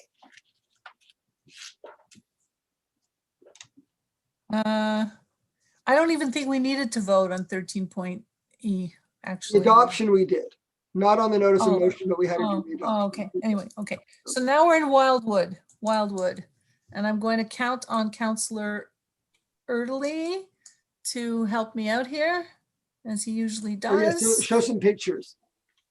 Yeah, it's show and tell.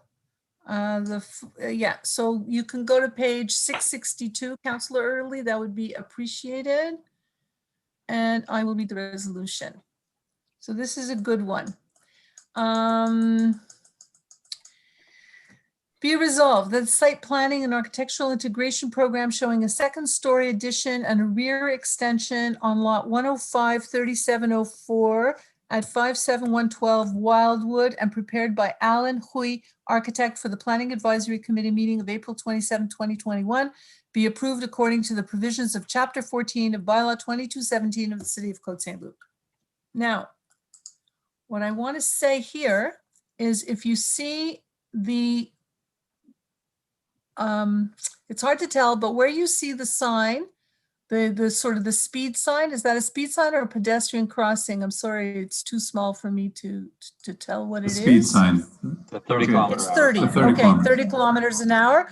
So just beyond that sign, the next house, oh, that's a semi-detached. So it's not the first part of the semi-detached. It's the second one where there's been an addition added to the second, like basically a second story and a rear extension.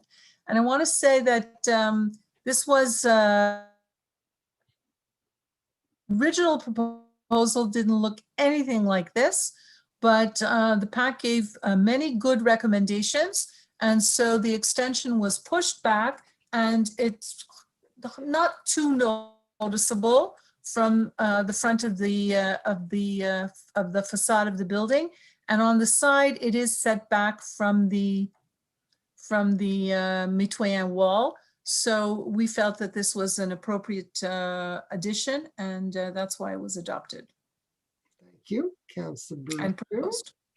Seconded by Councillor Ben-Isri, and you've already explained it. All in favor?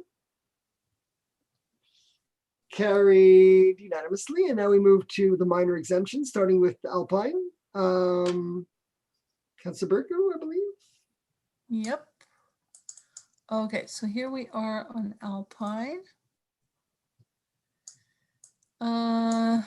Yeah, so this is a minor exemption for a property owner who bought the house and realized that there was a discrepancy in the way that the pool was built in the back. Okay, so the request is to allow an existing pool built in 2019 under permit number 18152 in the rear yard of a detached single-family dwelling to maintain, hang on, I'll just make it bigger, to maintain its exterior edge at 1.42 meters from the lateral property line as opposed to the minimum required distance of 1.52 meters, so difference of 10 centimeters from any land line. The whole notwithstanding the provisions of zoning bylaw number 2217, article 5-1-1C for property located at 5566 Alpine. Okay. Seconded by Councillor Ben-Isri. Any discussion? Councillor Burku, any discussion on this one? On the little pool difference? No? So that's it? It's clear? 10 centimeters. 10 centimeters. All in favor of the 10 centimeters? Carry unanimously for the 10 centimeters. Okay, next, Park Haven. 5703 Park Haven. Councillor Burku. Yes, so this is also a minor exemption. Be it resolved in accordance with the provisions of bylaw G 18-0005, the request for a minor exemption regarding the property located 5703 Park Haven, lot 105-3761 be and is hereby approved. The whole is more amply delineated hereunder. The request is to allow the existing semi-detached, hang on, I'll just make it bigger, dwelling built in 1962 under permit number 01728 to maintain its current distance of 6.08 meters from the rear land line instead of the minimum required rear setback of 6.32 meters. So there again, difference of about 20 centimeters. The whole notwithstanding the provisions of zoning bylaw 2217 Annex B, Zone RU 26. Any person interested in the present request may address the Côte Saint-Luc Council at the above mentioned regular meeting, which will be broadcast by way of a video conference. Okay, that is not part of the resolution. So I will stop it at the whole notwithstanding the provisions of zoning bylaw 2217 Annex B. Thank you. Okay, moved by Councillor Burku, seconded by Councillor Ben-Isri. Any further discussion besides the 20 centimeters? No. Nope. All in favor? Anyone opposed? Carried unanimously. And I think the next one is, I know if anybody doesn't know, I don't know how many people are still watching. I'd like to know they should each get a prize. Anybody who's lasted 3 hours, you should send them a chocolate or something, because if they've been here listening to this for 3 hours, they deserve something. Anyway, good for you. How many are watching, I wonder? There are 14. I don't know what the number is, but I just want to put just a quick word that the chat for second question period is open. So if anybody wants to submit a question, please refresh the page and you could post your question. Thank you. Yeah, there's 15 people now watching. They should each get something like a certificate of congratulations for 3 hours of us. 3 hours of us. Okay, 14. Councillor Cohen, item number 14.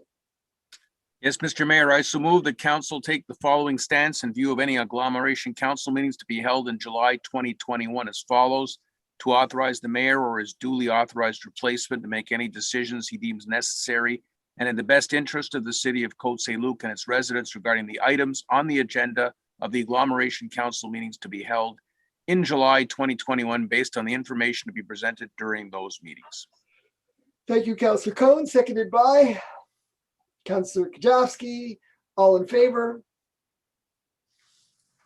Carried unanimously. So I'd like to congratulate council on passing everything today unanimously. And that's really thanks to our staff. So thank you, Jonathan Schechter, Tanya Abramovich, Nadia DeFuria, and all your staff for answering all the questions and concerns of council in order to provide an agenda this evening that was understood by all as appropriate for the advancement of our city. So thank you all. Even though it took 3 hours, it was a unified meeting. So now we will move on to other business if there's any. Otherwise, we'll go to question period, please. Joe Goldenberg would like a dark chocolate. That's his preference. I got it in the chat. Thank you, Joel. We'll try to get, we owe you at least that. Okay, go on. First question, please.